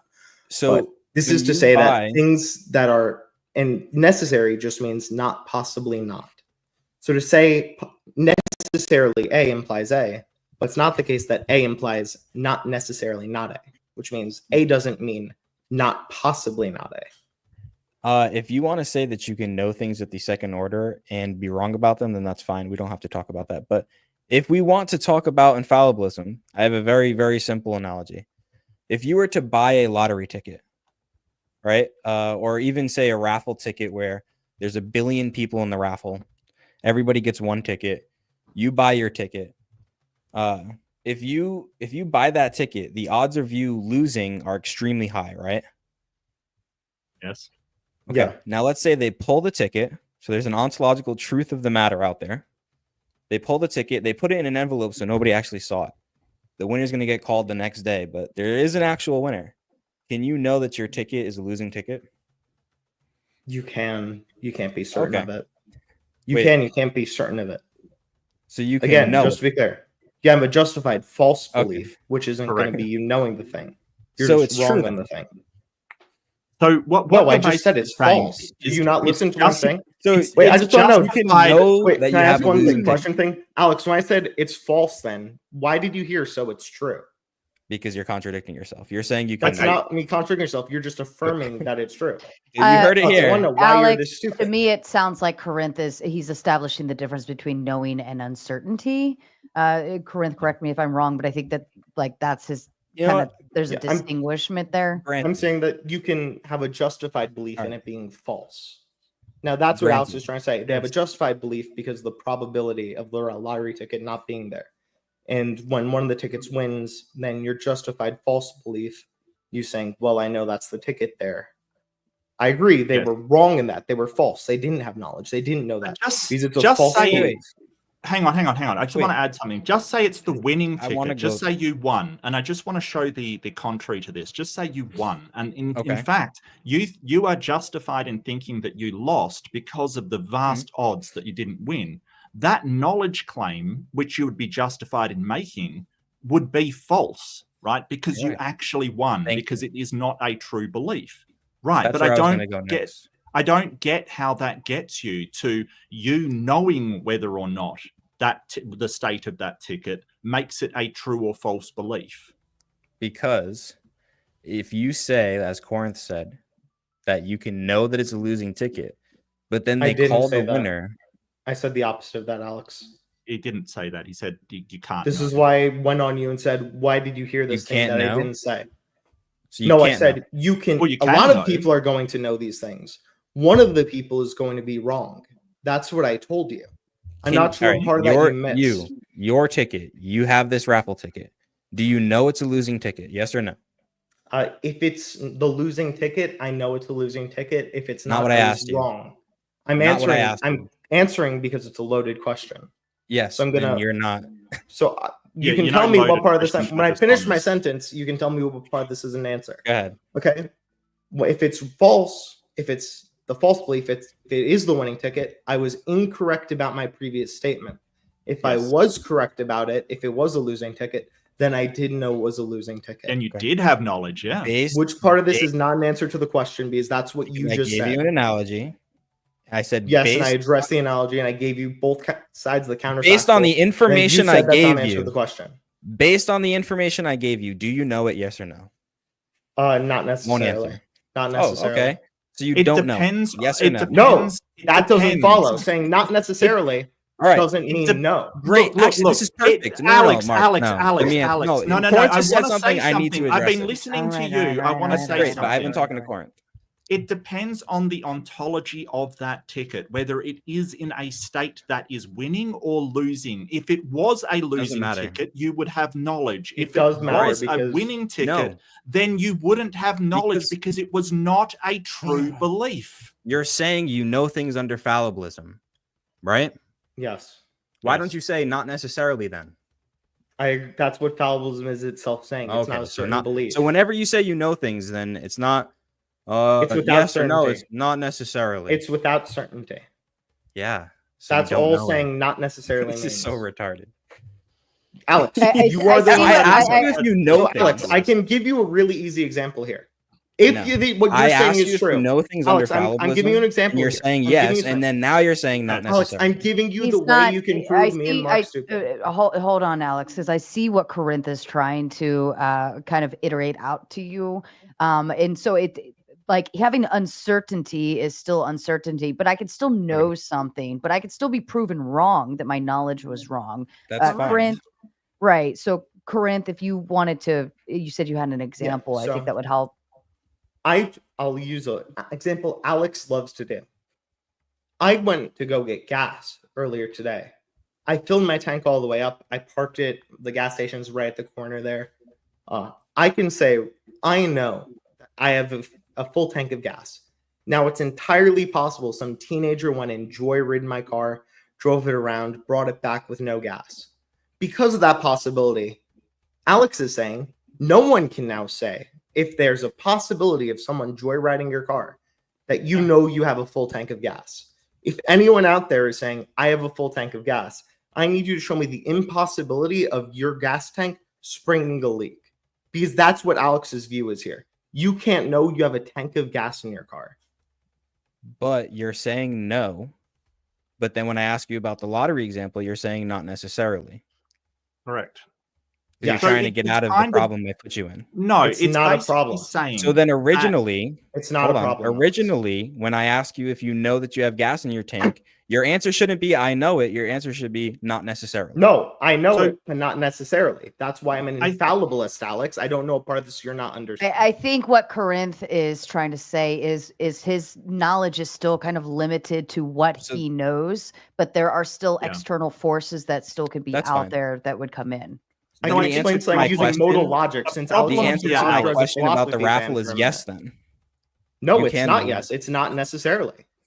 I'm explaining to you how it's not. but then all Alex, right. So you acting no, incredulous you're not here getting is it. an argument You're from literally incredulity. not getting it. Mark, have you been keeping I don't track? Because think I'm you on are. like his sixth Yeah. fallacy, sixth distinct You're- one. Yeah, I You're know. saying you So know the something, problem is not that necessarily. You're But then mixing the up answer, yes, that you know it's epistemology a raffle with question. ontology. You're Completely basically bad. going to, well, you have to have the ontology in order to justify your epistemology. And that's sort of what you're saying. It has to Literally what be you the just did too. actuality. What? No. What, You're how? saying if, because you said if it's true, then I know it. If it's not true, then I know it. That means you have to have access to the ontology. To know. Is the truth of something, So- is so the bad. knowledge that you have pivoted on the truth of something? That's literally what you just said I was doing, but you're doing it. Alex, now. answer the question. I believe so. Yes. Here's the thing: infallibilism Then is a it tough is debate. entirely justified to say that whether or not something is true gives you the knowledge of it. Wait, say that again. Like if I say, Alex goes out clubbing on the weekend because I see he comes in hungover or something like that, right? I make a knowledge claim.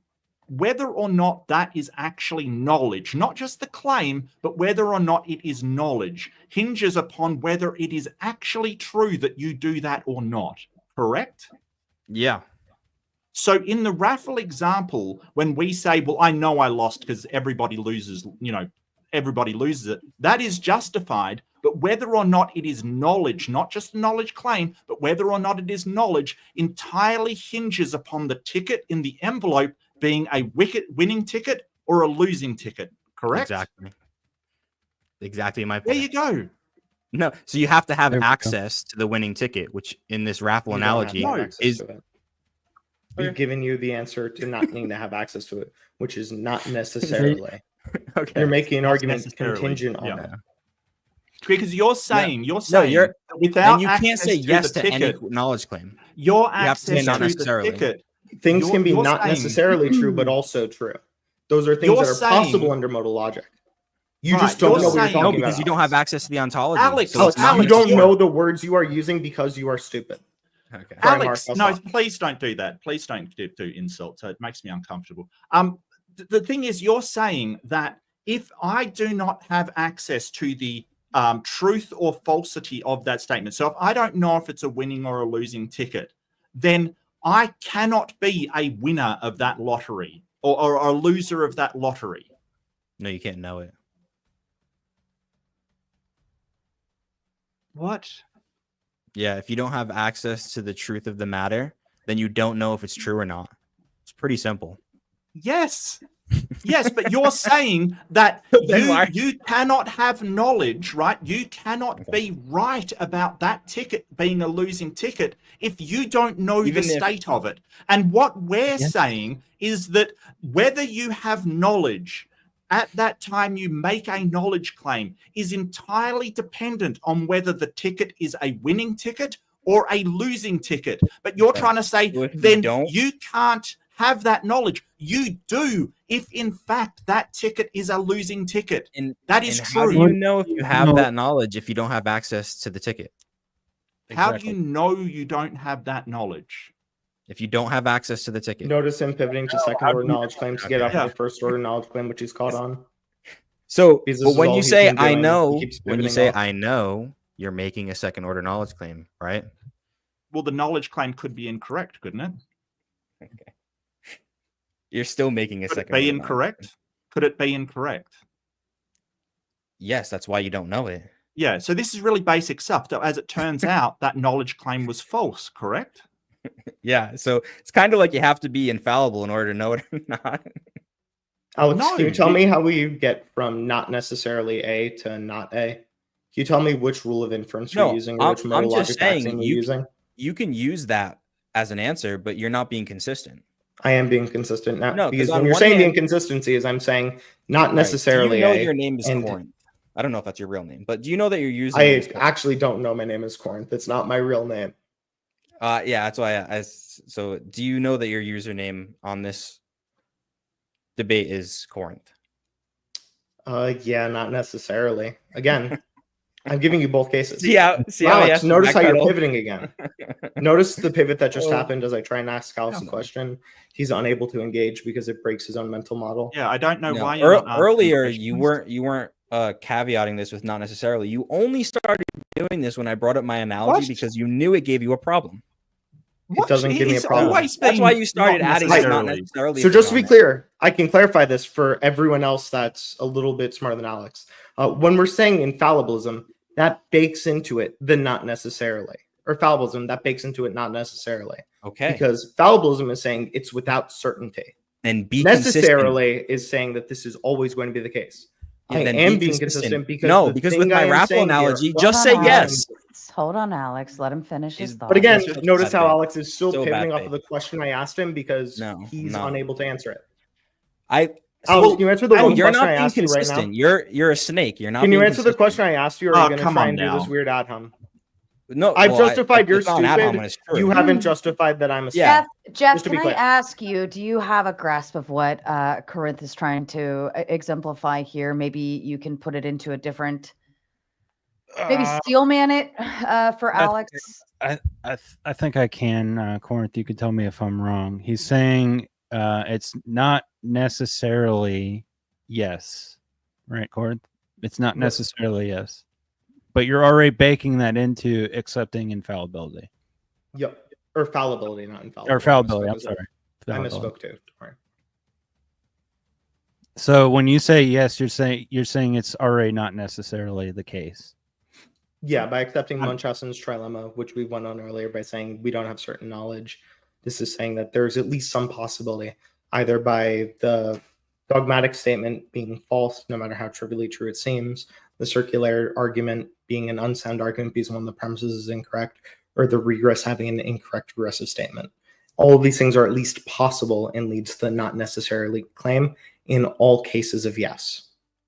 And usually knowledge claims will be based upon certain axioms that we all agree on. And so there's sort of, I'm not going to agree on the axioms that you affirm every time you use the laws of logic, or you talk, so you're expecting me to use my senses to understand you. It's kind of weird. It's kind of this almost solipsistic kind of, I'm going to push back on everything you could ever possibly know, even though we have a justification. If it turns out this is a simulation, just like the ticket in the envelope thing, if it turns out this is a simulation, then my knowledge claim that this is reality is in fact not knowledge. But as long as we all agree that this is reality, I don't understand why we're going back and sort of going, well, could it be? What's the point? I have a question, Mark. If we all agree, Well, I'm asking what the point of it is. Oh, I'm gonna get there with this question. I hope. Well, I'd like the question answered. Yeah, and you just seem to be asking me questions now, and I don't know how that answers mine. But this is a clarifying question. So Jeff's pretty good faith. I believe in him to get here. Okay. If we all agreed that numbers were the opposite of themselves, would that objectively change the principles of the numbers? Yes. Yes. Yeah, well, numbers don't exist. They are, like, as I said, I'm a nominalist, so I think that universals like numbers are a label that we put on things, and we use it as a descriptor for, like, you know, because you can't show me a 2. Not a 2 of something, just a 2. Mm-hmm. It's a description of something that exists in the universe. But 2 doesn't exist. It's not a thing. It's a language. You don't think? Does it have value? Only in the axioms of mathematics. So if we all agreed that 2 didn't mean 2, does it still mean 2 or no?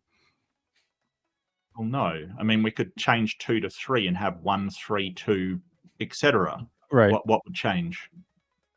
Well, the principle of the number, if we all agreed on it, because that's what you're saying. We all agreed on these things, therefore. So I just want to see if you're consistent there with, like, if we socially said that 2 is now 4 and 5 is now 9 or something like that, I think that get really confusing, and I don't think anyone would want to buy your system there, because we can demonstrate 2 because we've given it a value system. We said 2 is 2 of something. It's not just. Well, you know, other value systems exist, right? Like hexadecimal. You have A, B, C, D, E, F. Sure. Okay, it doesn't follow the same label structure as normal decimal. Okay. Right, you have 0 to 9 and then A, B, C, D, E, F. Hexadecimal. The argument would still be the same if we all agreed that whatever the system is now, I'm not an expert on that, but let's just, grant that you are. I would say the argument would still be the same. If we all agreed that that system should change just arbitrarily, does it? Well, the system is used in computing a lot. Sure. Yeah. So the properties of the universe, right? So the properties of something being 2 rocks, for instance, or two cows or whatever, that won't change.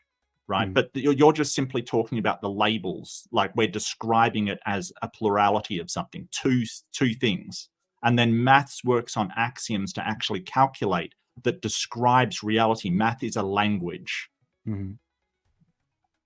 I mean, either way, if you changed the descriptors, does that change the value systems that we've already given them, if we all agreed on it? I don't know what you mean by that. So if you change the labels, does that change the value systems? Yeah. I mean, if you change the label of 2 to 3, does that change the value of 2? Yes, it changes. It's of Roman, because yes, but you're calling it 3. What's 2? No, I'm asking is if it were the case that everyone agreed that those 2 bags are now 4, does that make that the case? Because everyone agreed on it. Well, no. Like I said, the properties that like if you're simply sort of saying, hey, if we change the label, does it change the properties of things themselves? No. If we changed the word orange to yellow, would that mean that wavelength of light then changes? No, it doesn't. But orange is a label that we apply across the board to things of a certain wavelength of light that hits our eyes, and even then it's imprecise. So just because the label changes doesn't mean the thing itself changes, but it doesn't mean that the label that we've given it has any, like, orange isn't a thing, and if your eyes work differently, you may not see orange, but that wavelength of light will still be there. Yeah, so it would exist even if we didn't. Well, the properties of the universe exist. Right. Sure. Yeah. Yeah. So I guess the argument here is because it already exists and we're just making observations. Can we misinterpret our observations? And if we're making value judgments, how are we determining that we should be functional or flourishing? Where's the telos there if there's really no purpose or anything like that? Yeah. I don't understand the question. Where is the purpose in two being two? Not only just that, but just things existing just in general. Like why even have two meaning two? What's the purpose of any of it? I don't think it has a purpose. I mean, it might. I don't know for sure that it doesn't, but I don't think it does have a purpose. Do you think there's a purpose to this discussion? Sure. Okay. I mean, but we make that purpose, right? We could just come in and yell at one another and not discuss anything. We have a purpose of making a discussion between people that believe in God and people that don't believe in God. But I don't, I've even forgotten the question. I don't know how this gets to my question. So go ahead. I'll see if I can square again. Yeah, I've completely forgotten the question. You've gone way off track. I have no idea how this gets to it. I'm pretty sure I was not going in the weeds at all, but I mean, if you remember the question, I'll try to. Well, I think can I try and remember the question? I think the question you asked was about the shared axioms. If we all agree that we're not living in a simulation. Yeah. So right. So I'm sorry. Yeah, I didn't mean to. I did take it on a tangent a little bit there. That wasn't a non sequitur. The point is, not really. It's cool. It's cool. The demonstration is if we were to change, if we all agreed that axioms are just changeable, then we could just all agree to change our axioms tomorrow. And so this doesn't seem like a good system to me, because all you're saying is, well, we all agree on it. Well, what if tomorrow we all disagree? We just change our minds. Well, there are people that disagree. There's solipsists who think that there's nothing exists outside of their own experience. Like there are these people out there that disagree. But we can go back and have that conversation and sort of say, hey, well, how do we get to, you engaging with me and all of these things? But if we agree that the world around us exists, we can interact with it, and that we have our senses, we have our rationality, that's fine. We can start from there and say, well, how do you know all of these things come from a God? But like, why go back and say, well, we agree on all of this, but you've got to justify that it exists, even though I believe it as well? I don't understand why you would do that. So whenever we get asked for evidence or proof of a God, right? And this is a metaphysical conversation. This is literally like us asking you, where do you find truth and can you prove it? And so the question is a one-to-one, and it's fair because it's demonstrating that if you're starting from empiricism or naturalism, that you can't actually demonstrate a mind, consciousness, anything metaphysical into reality. And so what the theist says is, aha, gotcha. You don't think these things, you can't see these things, therefore you can't see this thing, therefore it doesn't exist. But you grant a bunch of other stuff that you can't see and you think it exists, and demonstrates the contradiction in your worldview. Now, I'm not saying you're an empiricist, but if you're going from empiricism, that's the hole in the logic. Well, for a start, metaphysical doesn't mean related to God or supernatural in any way. It's simply the study of foundations and origins. So it doesn't necessarily mean that there's anything outside of the physical. Metaphysical just means foundations and origins. The whole point about it is that when you say you think things that I can't see, yet I say exist, I'm not sure what that would be, because the things that you've pointed out, like numbers that can be demonstrated, but I can't see a 2 directly. I say they are I'm a nominalist, so I say that they are a category. They are a label that we give things to associate with them. So I'm not sure what things that I don't see, or I'd rather say observe, because see's a bit, just using your vision. It is just one of the senses. But what other things can I not observe that I believe in? I'd say numbers, the logical laws, external world, time, space. These I are can't observe the external world. because again, this is already presupposing a consciousness, which is again metaphysical. Again, metaphysical is just foundations. It's not anything Well, we disagree. supernatural. I disagree with the terms, but whatever. I mean, what else would you call that? What else would you what? call something that's not actually physical, but something that has a property? Metaphysical. Okay, so then I don't see why I'm misusing that term. Yeah, so metaphysical can be abstractions, right? Sure. Things that don't exist are only in our mind. So abstracta are things like Super Mario, he's a plumber and stuff. That doesn't actually exist in the real world. He's not actually a plumber that can, and this is when I say my definition of what is real is if they have a causal link, right? So Super Mario, he exists in my mind. I can give him all these properties. He can go, but he can't actually fix my sink, right? He's got no influence on the actual world. And these abstracta, I can't observe them because they aren't real. And so the things that you sort of said, like numbers, numbers aren't real, right? You can have two rocks and they can have causal interactions with the world, but the two cannot. But do you think the laws of physics or the laws of nature have impact on the world? Well, I think the laws of physics and the laws of nature are descriptions of the universe, like Newton's law of universal attraction, right? Or gravitational laws, right? That's a description which wasn't as accurate as the Einsteinian model.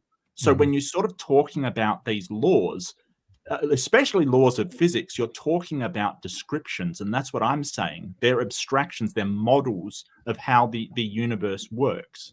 And so to say, hey, they exist, well, the properties of the universe exist, but the laws are like a map to them. They're a model of them. The map doesn't actually exist. It's only a diagram of the place.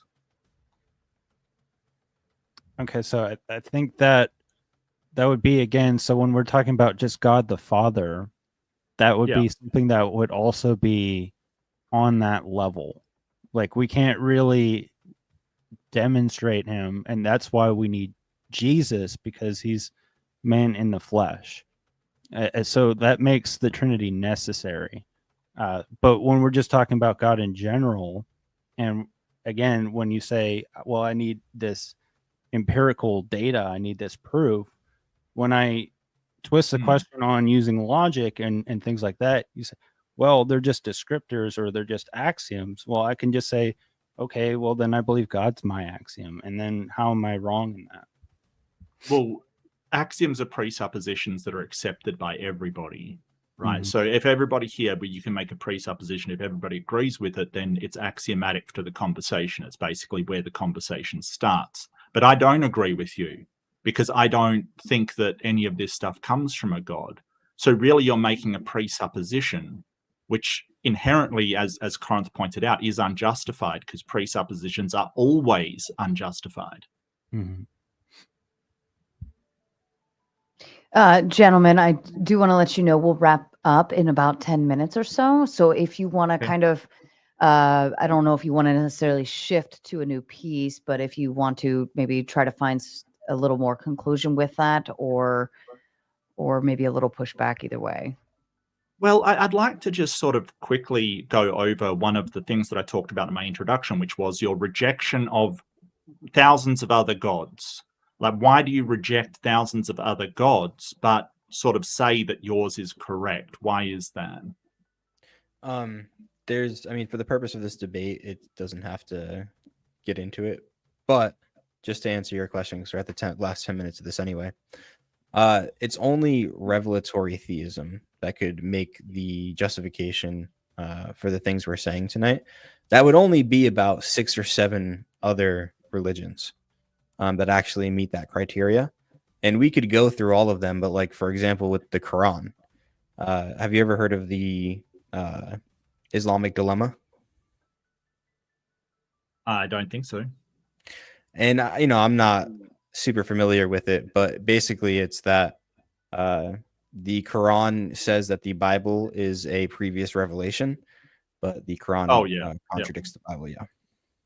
So there's arguments like that for those 6 or 7, and there are obviously lots of debates on those issues, but that's why. And like, because I understand what you're saying, like there's seemingly thousands of gods. I mean, even in the Roman pantheon, Greek pantheon, there's probably thousands of gods. I was thinking more Hinduism, to be honest with you, because that is an older Mm. religion than Judeo-Christian.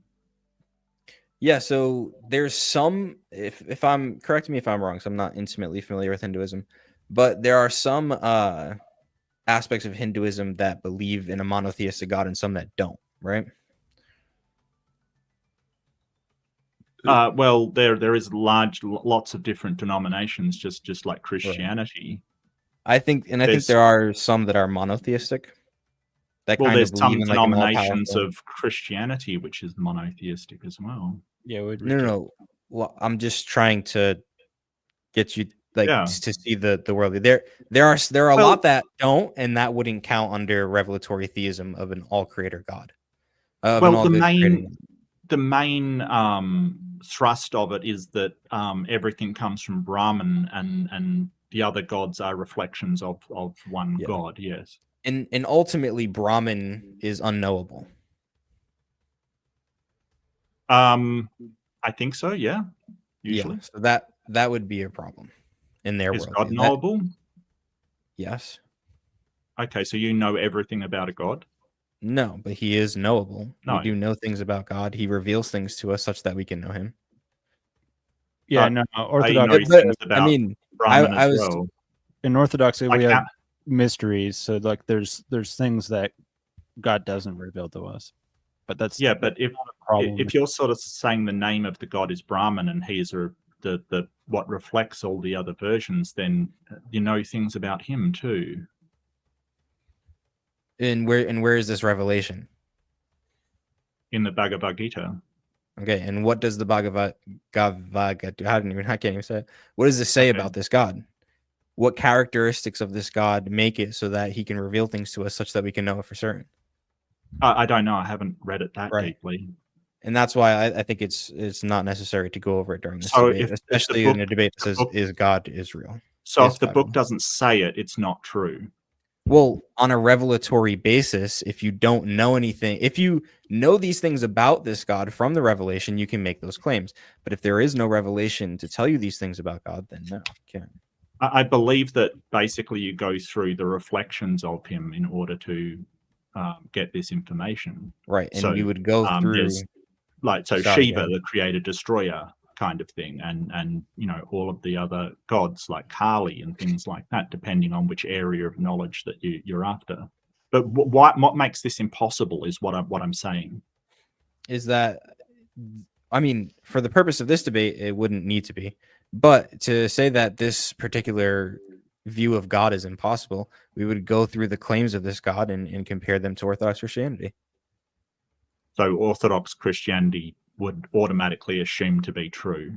Again, I'm not intimately familiar with the claims of Hinduism. You're not a Hindu. We're not. It's not the appropriate place for this conversation. But ultimately, one of the arguments is Why that not? the God is because even if I were to grant you that that's a possible worldview in which you can have knowledge, it would still be a positive on my side for this debate with this prompt. Well, I'm just saying, why reject that one and accept It's the one of yours? again because it is contradictory ultimately. But Contradictory. yes, because within Hinduism, God is unknowable. That's one of the arguments. No, Brahman is unknowable. Yeah, the creator God who, if you can't know this creator God, you can't know things. Yeah, so I don't see why that makes it impossible. You're sort of saying, hey, if something is unknown, if you can't know something, that it's impossible that it happened, and I don't know how you justify No. that. It'd be impossible to know about it. Yeah, so if you say that knowledge is possible, and then your worldview entails that knowledge isn't possible, would that be a tenable worldview? If you say knowledge is impossible, Possible. sorry, could you repeat that? Yeah. if you say knowledge is possible, but your worldview entails that knowledge is impossible, would that be a tenable worldview to hold? Well, they don't say knowledge is impossible. They say that Brahman, the main I god, didn't is say they- unknowable, Yeah. and then the reflections of him, which are the gods, are knowable. So they can get to knowledge through Just- a medium, just like you're doing when you say, "Hey, this comes from God through a revelation." It comes to them through the same process. I don't get Again, problem just with it. like you wouldn't say that knowledge is impossible. My argument against your worldview is that the entailment is that knowledge is impossible. Alex, do you also hold to an essence energy distinction like the Orthodox do? This is where me and Jeff has been catechized. I haven't fully been catechized. So do you believe in the essence energy distinction? I'm not intimately familiar with it, which is why I didn't debate the Christian God in this position tonight. Okay, so I'm just going to point out here, this also is going to make orthodoxy false because I forget if it's the essence or the energies. I want to say it's the essence. Jeff can correct me. It's one of the two. That is unknowable. We can know some things about it through the energies, but we can't know all of it. This makes some of those things unknowable. By Alex's reason, the Orthodox purview is also false. I believe this also falls for Catholicism. This falls for every branch of Protestantism I'm aware of. I don't think any of them have you can know fully about God. There's some level of God that hits the incomprehensibility. There's some like weird Pentecosts that think they talk to God and things like that. But of course, there's some weird Protestant branch. I think majority you're hitting the nail on the head. I should never put anything past weird Protestants. I'm sorry for having done that. And you brought up the Trinity as well, Jeff, and I've never heard the Trinity explained to me in a logical way. So could you explain to me, without sort of violating the law of non-contradiction, how something can be 1 and 3 at the same time?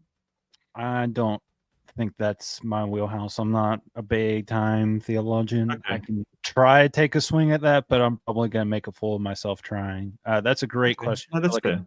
Yeah, it's a great question for I'm not trying to do a gotcha. I honestly have because to me 1 is not 3, and they're sort of saying 1 and 3 are the same thing. And I would totally get if the 3 things were parts of 1. That's totally understandable, but that's not what usually is said to me. So I apologize. I'm not trying to do a gotcha or anything. I just don't understand. Yeah, so the best I can do is I think it's mind, body, soul, and that's sort of how it's derived. Okay. But again, that would be I would definitely get you to like a Jay Dyer or someone like that would know. They could articulate 1,000 times better than I could.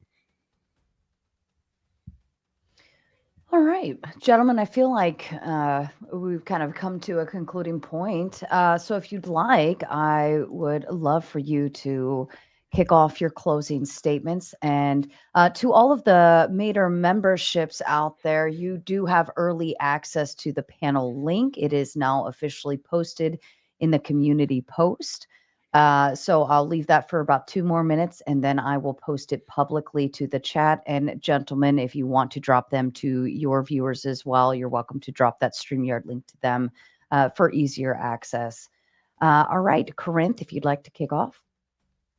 Sure. So throughout this entire debate, we've seen Alex specifically rely on fallacious arguments, be unable to justify his claims, try and go for very cheap gotchas while not using terms that are accurate. He keeps saying impossibility of the belief when he just means you can't have a second order knowledge claim. He never bridged how that leads to that thing being false. He never bridged to how you can derive something not necessarily being true to how it is false, which is another thing he keeps doing. He keeps appealing to this weird sense of epistemic infallibilism, which has been constantly shown to be an issue. He contradicts his own teammate, and he's failed to give any reason for God that we haven't addressed. But to the Christians in the audience, I want you to think about not if God is real or if God's not real. Do you want these people to be the representatives of your worldview? Do you want people to look at Christianity and think, that's what that Alex guy was saying? He's what these people believe. Do you genuinely want to be associated with that belief system? That's the end of what I want to say. Thank you. Mark, to you. So I think that sort of the whole crux of the matter with this one is that Alex sort of says that you have to have access to the ontology, the actuality of things, what things actually are in order to have any kind of knowledge claim. And nobody has access to that ontology. Even if you're claiming revelation from a god, that is an epistemological claim. It's sort of saying, hey, I know it because of this. And sort of, so the idea that you can get directly to the truth of things without actually having some sort of explanation of how you do is ridiculous. I'm really sorry, but Alex was sort of like, I asked, why is it impossible to the contrary? And then even made a contrary, a force energy field that gives us these values in sort of reality. Now, I don't believe that, but I don't have to believe it for it to be a possibility. And Alex could not explain why that is impossible, just that it's impossible. And I think that's largely due to a certain sort of position that it's impossible because God makes it impossible. And that's a circular argument. It's sort of going around in circles saying it's impossible because God did it. It's God did it because anything else is impossible. And I've experienced this many times. I want to thank everybody for the debate. Thanks, Corinth, Jeff, Alex, and thank you, Sarah, for moderating. I've had a blast and it's been awesome. Thank you. I knew we'd find a happier group for you, Mark. I think it went much better than prior. Jeff, the floor to you, sir. Yeah, so the problem here is that they still cannot justify anything that they believe. They say it's not necessarily the case. We have had circular arguments, even though that's the problem on our end, apparently.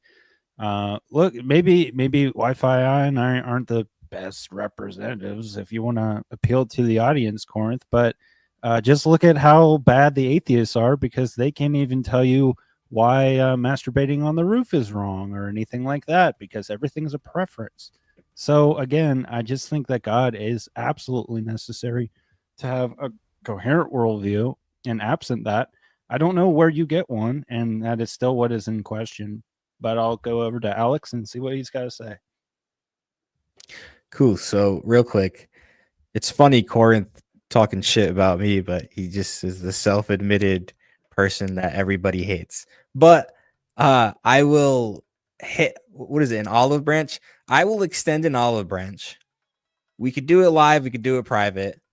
Let's go over the reason for reason paper together and see who understands it in a less combative manner. It doesn't have to be a debate, but let's go through it. If that's something you ever want to do, I'll throw that out there too.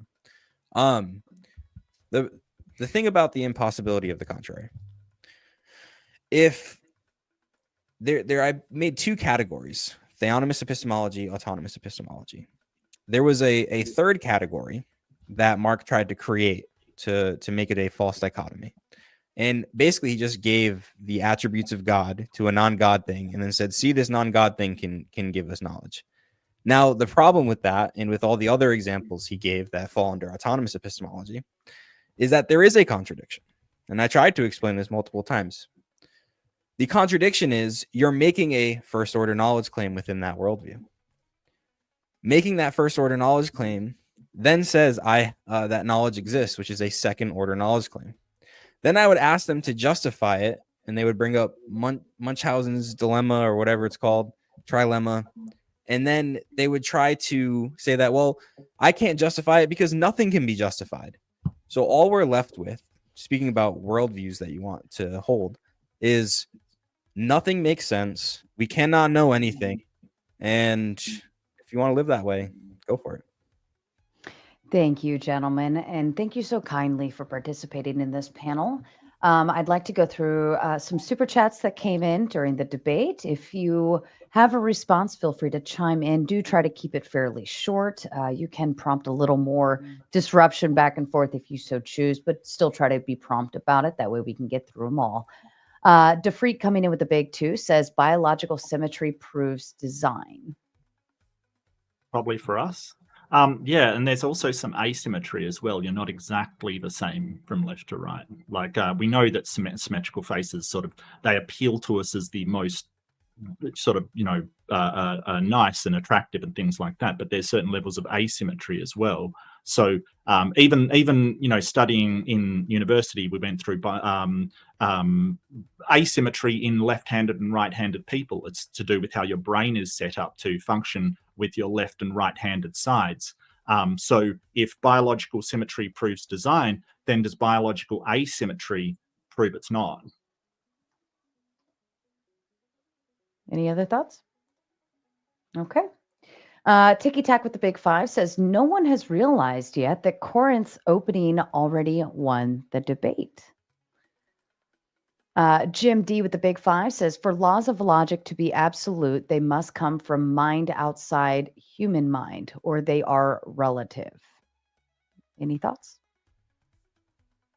I'm not sure why absolute things must come from a mind outside a human mind. I don't know why that is. If you have a property in reality that just never changes, that's absolute. I'm not sure why that would have to come from a mind. I think that's sort of begging the question personally. Well, because in our debate, we both agreed that we could be wrong, right? And then there's some room for error. So if these things are absolutely true or possibly observed, it would require something absent us that wasn't fallible. That's just what I'd say. All right. Theo with the Big Three. These lazy atheists refuse to learn the argument. You're welcome to respond, either of you. I don't. Yeah, I think that's just sort of gaslighting a little bit. Yeah, we're very familiar with the presuppositional argument and the tag argument. I think that we're very. I know Corinth was familiar with it, and I certainly am. So, yeah. Fair enough. Tag is probably the topic I'm most familiar with, surprisingly. Yeah, a lot better. Argue with some other atheists. Corinth does better than most people. Fair. That's fair. A left-handed Jedi with the Big Five. In the beginning, humans created God in their image. American Nacho with the Big Five says atheism is a positive claim, but both of them are just conceding that they don't know, an agnostic position, while also making objective truth claims. Yeah. Well, it depends on your definition of atheism. There's sort of a colloquial sort of term, and then there's the term used almost exclusively in philosophy of religion, and I don't mind either label, but it does depend on which one you're using. And there is great debate about what the normative term means, but atheism is polysemous. It has multiple definitions, even within philosophy of religion. So, that's one usage of the word, yes. All right. Trib One with the Big Two says, I'm usually anti-simping, but Corinth is simp-worthy. Trib also says, also win moderator like the stream, folks. Yes, don't forget to hit the like button. Over 170 of you out there. Please do what you're supposed to do. Joe Cool with the Big Two says, does the guy on the left have any other arguments? I guess that's Alex. Yeah, I think so. Yeah. None. I'm a one-trick pony, and it works. Mark with the Big Two says, Wi-Fi, start swinging, please. Trib One with the Big Five says, I agree that God exists, but I disagree that humans know what's godly and what isn't. I disagree that religion is truth. Religion's a tool that uses God. That's a good thought. Well, I think it's one that we probably all disagree with on the panel. So the Trib has united us. Yeah. That's fair. Thank you, Trib. And Trib with the Big Two says, would the Christian God view panels as a sin? Maybe some of the behavior here, maybe. I think so. I think sort of judging God is a sin, right? So if we're judging God, then it's sinful. That's why the presuppositional method is the only faithful one. Okay. I think people would disagree, but yeah. I'm not sure what makes arguments immoral. So I wouldn't see why, like, unless there was something inappropriate going on in the panel, I don't see panels as being sinful. I mean, I could even say from a Christian standpoint, God wants you to go out and share the word of the Lord, so on and so forth. So I don't think it's necessarily sinful, actually. I think it's more doing God's work in that aspect. So I'll throw that little caveat in there. And one of you received a new member on your end, Baron Oh. Milo 3. Oh, yeah, that was me. Thank you, Baron Milo. Really, really appreciate it. That's awesome. Wonderful. All right, we will go ahead and kick into open panel dumpster fire. I've got a whole full house backstage ready to go. Everybody just square up and hang on to your seats. I'll stay for a while, but I do have to go masturbate on a roof, so I can't stay too long. I was going to go do that. Yeah. Well, aren't we all? Oh dear. Not sure where that one came from. I found it very, very hilarious.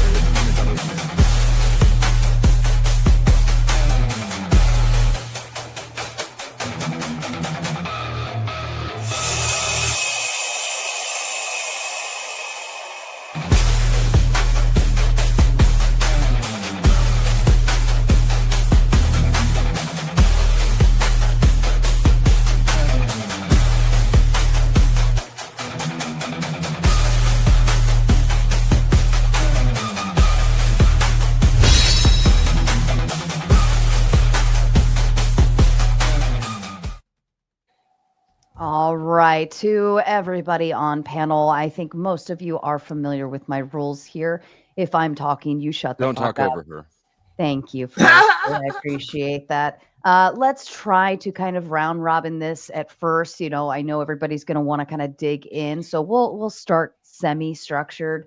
And I believe Mark mentioned during the video that he'll hang around for a little bit, but he does have to go soon. So if anybody does have questions directly for Mark, we want to kind of chime those in on the front end. Okay. Oh, thank you. Flow State, do you want to go ahead and kick us off? Sure. Okay, so it seems like, and this is my issue with this debate topic always, Christians they just gaslight, right? It's a complete gaslight of the other person's knowledge, and then an attempt to get them to agree on a presupposition.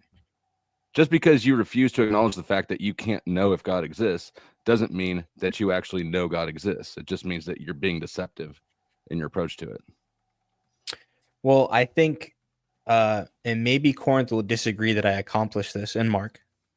But I think that they would agree that if I did accomplish the impossibility of the contrary, then it would necessarily be true that theonomous epistemology would be correct. Would you agree with that, guys? I didn't understand that. What did you just Given say? the laws of logic, sure. Yeah. So there's a problem there, though, with the deductive argument that you have to eliminate And what's up, every Flo? Nice to see single possibility, even ones that we don't know about. That's the problem, because you're making a deductive argument. You're saying, hey, I've eliminated everything else, and this is the only one remaining. And I think that sort of there's even possibilities of something that we haven't even come up with. So I think you're a really long way from showing that sort of a God is the only possibility there, and every contrary is impossible. Yeah, I hear what you're saying. And I would just say that that's why the attempt of the argument is to funnel every possible worldview into two categories of theonomous and autonomous.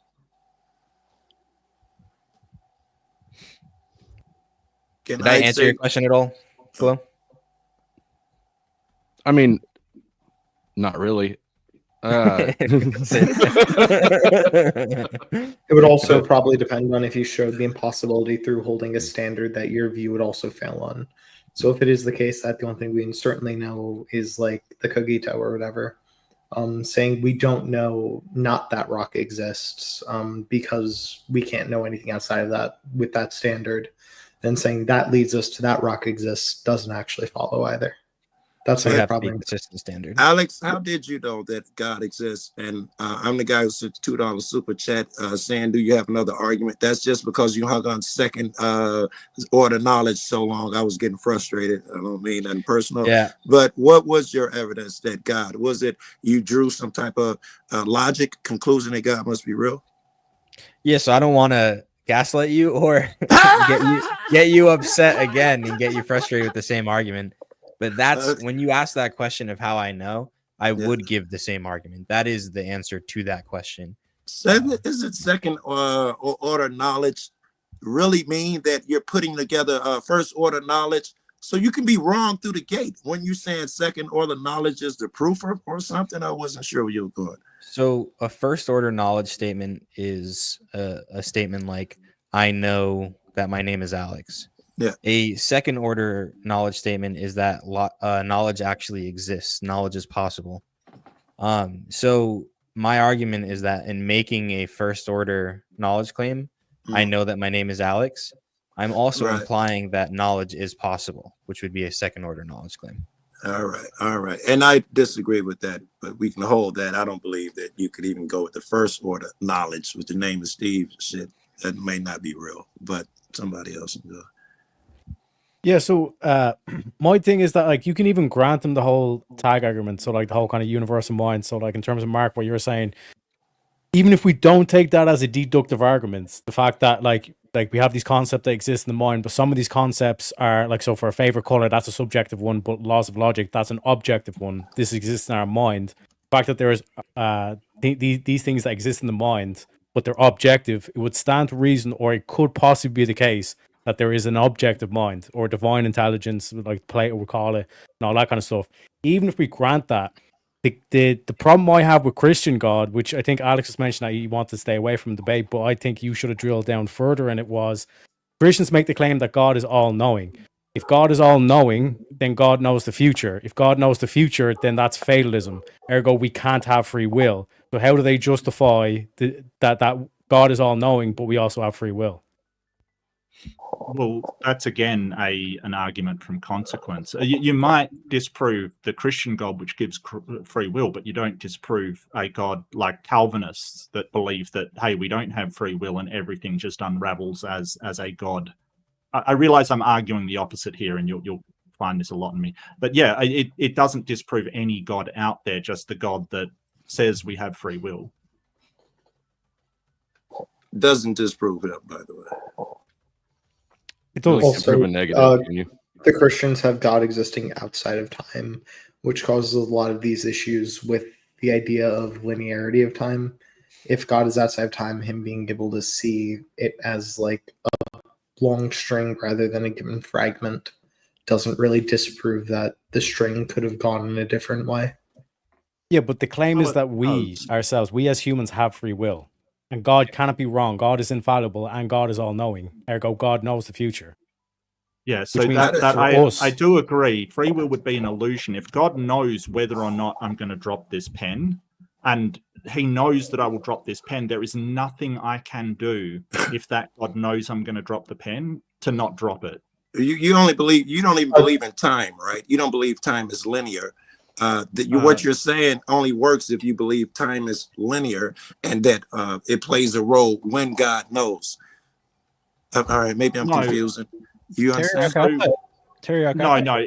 I believe in B theory, not A theory. So A theory is linear time. B theory posits that time is concurrent. It happens the same point all around the place and just is relative to itself. So we can get rid of the... That doesn't mean there's no time. Okay, that doesn't mean that. But you can't say your whole argument, and one of your argument is that if God knows before and after, if those things don't exist, that's a poor argument. Well, no, it's if God knows the causal events that and the outcome of every causal event, being omniscient, he would have to know the outcome of every single event that ever occurred. Then there's no, and he's always correct about that. He's never wrong. Then how do you in fact make a free will decision to do otherwise to what he knows will actually occur? I'm not sure how the two are even related. If I so Joe, let me give you the example. Right? Yeah, so when Jesus told Peter, "You will deny me 3 times." Yeah. Did Peter have free will when Jesus told him that? Oh, that's a good one. I think Peter would still have his free will. Just because I know the outcome. Hold on. I know the movie. I saw the movie. But during that movie, they had their free will to make it, to decisions to make. But just because I know the outcome, it doesn't change that they had free will during the process. Joe, the definition of free will is where one could have done otherwise in the same situation. So in Yes, that they could have situation, done Peter, anything. no matter what Peter done, he was going to deny Jesus 3 times, which is a Well, let's get contradiction. off It's of a logical Peter. contradiction. Let's get off of Peter. The guy doesn't know what he's going to do. He chooses to do A, or he could have chose B. As God, I knew what his choice was going to be. He didn't. It was still his free choice. It wasn't his free choice That was because he my couldn't. opinion. No, because God can't be wrong. God is infallible. I understand right? your argument. So he couldn't have changed. He couldn't have chosen otherwise, which means he has no free will. So Christians run into a contradiction here, where you're saying we have free will, but God's all knowing and is infallible. I understand your argument. I absolutely disagree with it. Now And you let don't. me interrupt, gentlemen. Imperius comes in with his membership to say only Roman Catholicism is logically and materially true. Theism proves the scientific method. Inference, the best explanatory hypothesis. Dumbass atheists. You're welcome to respond. Yeah, I don't get that logically I and don't know. material truth. Yeah, I Theism don't get it. proves the scientific method. The scientific methodologies, and there's multiple of them, all with the same basic pattern, were formulated in sort of on the basis of falsifiability. You know, the work of people that basically wanted to demonstrate that the best way to demonstrate that something is true is try to prove it false, and when you fail, then it's almost certainly true. So I'm not sure how this is just non sequitur. I don't sure how does Just that claim? Yeah, I don't. Okay, I think the answer is okay, Imperius. Whatever you say. Right. Well, And Plumpy theism coming is up. belief. I don't understand how a belief proves anything. I don't. Wow. Here. And Plumpy with the Big 10 to say, Flo, you know darn well Jesus Christ is king. Sarah, can you please drop Flo for a few to remind him, please? God bless. Flo State, you got 10 minutes backstage, buddy. Have fun. was And I'll great. bring up Leo to fill your place. That was great. Hi, Leo. And then Good to see Chuck you, in mate. Tennessee coming in with the Big 5 says, don't worry, there is a higher power. I've experienced it. Very good, Jeff. All right, back to you, gentlemen. Yeah, if I could just have him about 2 minutes, and then I'll make room for other people, Sarah. As long as you give us a story, Tantman. You have to give us a personal story. Well, no. I'm going to keep it nice and concise. So, statement, then a question for the people of the original panel. Statement is, Jesus is safe and effective and helps to slow the spread of communism. And then secondarily, to the 4 gentlemen at the top there. Hi, I'm 10th man. So, for the 2 gentlemen on the right there that are the anti-believing in God guys, you guys would contend that there could be a God, right? You're not arguing explicitly. There's definitely not a consciousness that could be controlling. Like, am I correct? It depends on the modality you're asking under. Is I'm it saying- logically possible? Probably. Sure. Is it? You'd say it's just as possible as there being life in the universe, right? Other than us. No. No. Life is absolutely possible because we've confirmed it, because we're alive. I don't even see how that follows. We would need our just sense because- data to be false for there not to be life. We would need some metaphysical thing to be true. But you don't have for proof of either, right? Certain. He's saying proven life outside of evidence. us. He's saying aliens. Talking about aliens, Outside of for what's example. like life outside of what's on Earth Oh, and or in yeah. our solar Yeah. system. But I No, don't believe in haven't got the aliens arguments. either. We haven't. That's not what I'm asking. I'm just saying, does have even better a plant inductive or a evidence. single-celled organism? We have Yes. better inductive evidence from more life outside of us. In the So you universe. guys believe there is a God. Now to the other 2, and then I'm going to go. So No, to the I 2 don't guys on the believe there's left. a God. So I want to be No, able I'm to saying, answer do you this believe there question could be? because the Could- logical possibility of something does not entail a belief in it. I could say, hey, it's logically That's- possible that a yeah. unicorn exists. There's nothing illogical about that, but I don't believe one exists. So you're conflating sort of a possibility, a logical possibility, with a belief that in an actuality. Well and that said. it doesn't follow. Okay. Yeah, most people No, it use does. empiricism to figure out what they believe in. It does to me. So that and what then It to seems the to 2 be the guys, most reliable method. Yeah. and then to the 2 guys on the left there that are pro God. You guys believe that it's possible that there could not be a God. No. Okay. No, it's logically Same for Jeff. All right. Now, to either one of the two sides, would you ever try to force your beliefs on another or use them to try to get them to do things that you wanted to do? Either, Well, I either can't side. answer for TOS reason. No, I'm just kidding. No, I would not What do you mean use. by force? I thought Alex was would going to whip out the sword and like The- bring the- back the- Crusades. Like, Yeah, holy the shit, Alex, Christians calm down. Absolutely would force you. Yes. Well, I would try and convince people, but I wouldn't use like physical force or coercion or threats or anything like that. So it depends on what you mean by what force my beliefs. I don't think I would, but that's Well, sort of like in under a definition of force. in a secular society, for instance. You know? Oh no, absolutely not. No. See, but that's the reason why I want to ask these questions, because I believe that the two guys on the right hand side are just arguing for the sake of arguing, like we all like to do. But the two guys on the left do seem like they could just switch if they had the right amount of people around them and be like, yeah, we're just gonna eradicate the infidels. Anyway, I'll make room and I'll be up later. All right, peace. Thank you.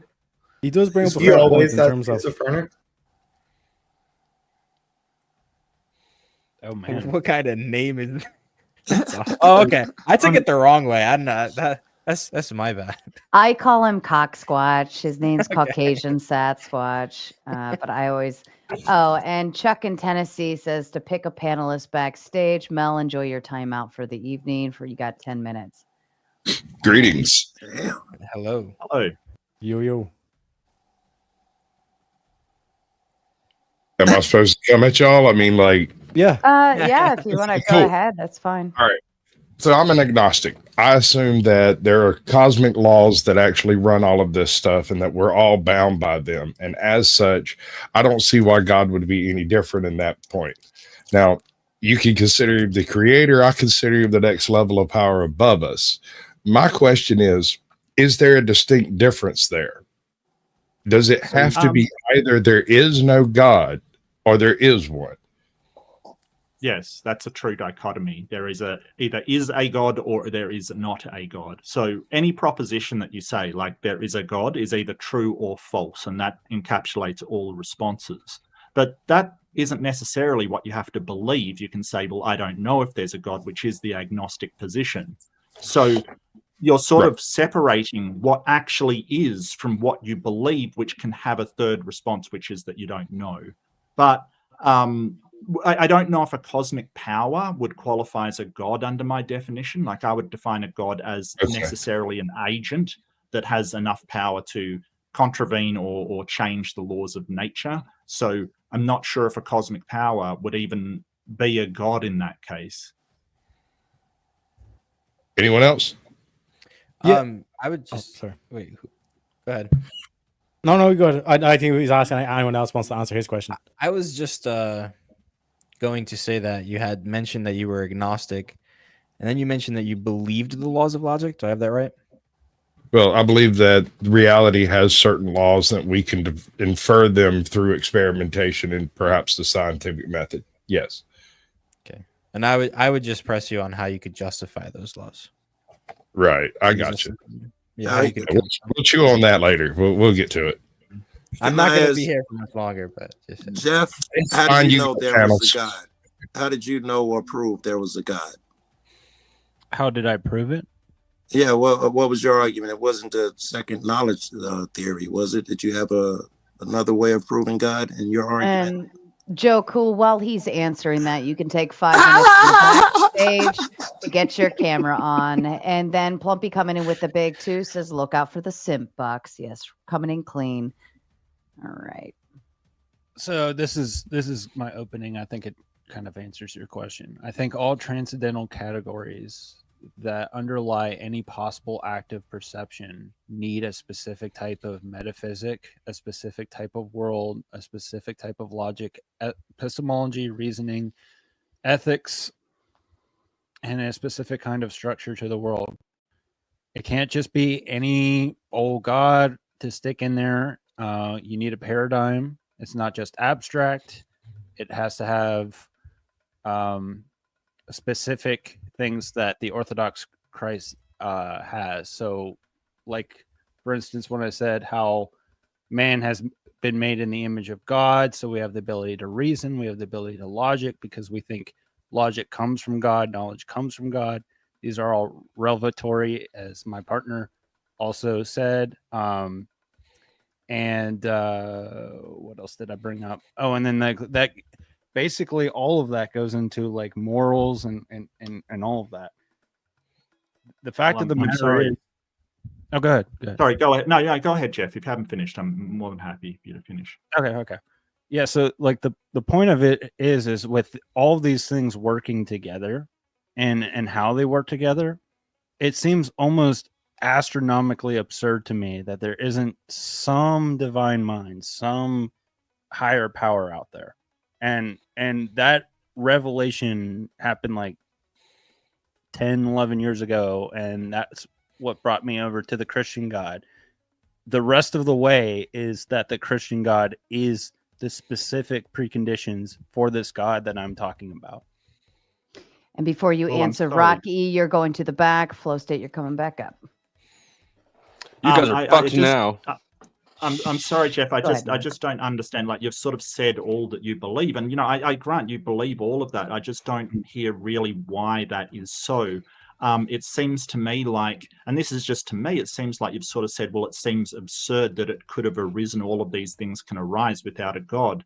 But that just seems to be an appeal to incredulity. Like, I don't believe it's possible, therefore a God exists. And that isn't really good evidence for me. That just sort of is saying, well, I believe these things, and I believe that they couldn't arise without a God. It doesn't actually get to why it is so because of a God. It's I wouldn't say it's it's saying that you're being incredible, or I'm not saying it right, but incredulous. Yeah, there we go. The point is that any metaphysic, any ethic, any justification for anything, any grounding, is all faith-based. It's all based on what we believe. It's all based on what we presuppose. What we're saying is, in order to even have these things that we observe and that exist in reality, there would have to be something outside of us. And if it's not that, what is it? And that's kind of what we're saying is the contrary. Appeal to ignorance. How is that ignorant? What makes That's an appeal to ignorance because we don't know otherwise. What makes it an appeal to ignorance? Call me a nut, but how do you explain when you've had experience with something that is unexplainable? You don't. That's not good evidence for anybody but you. Well, and I also want to push back, Jeff, on the idea that everything we know is sort of faith-based, and I don't think that's true. It depends on how you're using faith, but I think that I try to make everything that I claim to know based on evidence and reason rather than faith, which is sort of, if you take the biblical definition of faith, it's things, the evidence of the unseen and the hope, the substance of things hoped for, which there's a problem there because things that you hope for don't have substance, and things unseen isn't evidence. So I sort of, I don't think I use faith, at least the biblical definition of faith. Mark, sir, may I ask you a question, sir? Yeah, sure. Thank you. What's your theory on like the cosmological argument of the unmoved mover, that everything being set in place should have been set by something before it, so God must be real? I was just curious what you thought. Are you talking about the Kalam? Yeah, it's like one of the main scientific theories, right? It's called the unmoved. Let me look it up again. Unmoved mover. Unmoved mover. Yeah. So I'm happy to say that I don't know if the universe even began to exist. So the Kalam basically says things that begin to exist need a cause. The universe began to exist, therefore the universe needs a cause. And William Lane Craig has sort of put extra things in there to say, hey, it must be timeless, spaceless, immaterial, all of these extra things in there. But the Kalam doesn't actually get to a God. It just says it has a cause. Now, I don't even know if the universe began to exist because according to contemporary physics, the Big Bang was the start of the expansion, not the start of the universe. And before that, there was no space-time. So I don't know how something begins to exist without any space-time, like in a quantum vacuum. The other argument for that is to suggest that there is a first cause is also begging the question of what caused God. So I don't know if that. Well, no, it doesn't, because the Kalam says everything that begins to exist has a cause. Oh, then and so it's you can say, God. well, God didn't begin to exist, right?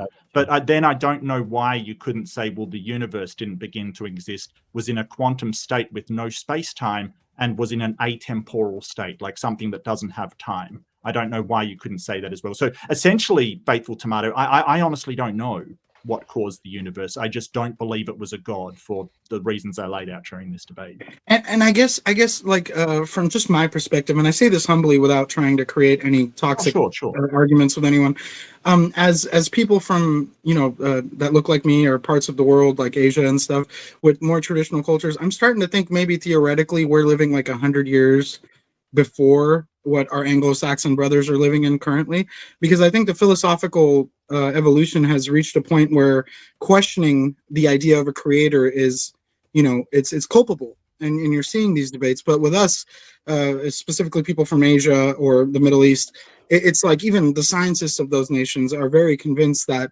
the design of the universe is in fact evidence that there is a creative intelligence behind it. And I'm not saying that's right. That's just, something I abide by because of what I was raised with.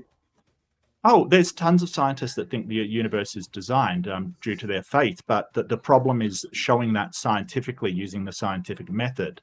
So a good question that I have is that if people do have access to a god, and it is their faith and religion which give them access to a omniscient mind that knows everything, why is it that the thing producing knowledge about the universe is actually science and not the religion? I would push back on that by saying that a big chunk of your scientific theory is based on prediction that you claim to come from no prior knowledge of any kind. What? I'm sorry, I don't understand that. So, like, you're saying that because I can demonstrate A is true because of my prediction of B circumstance, right?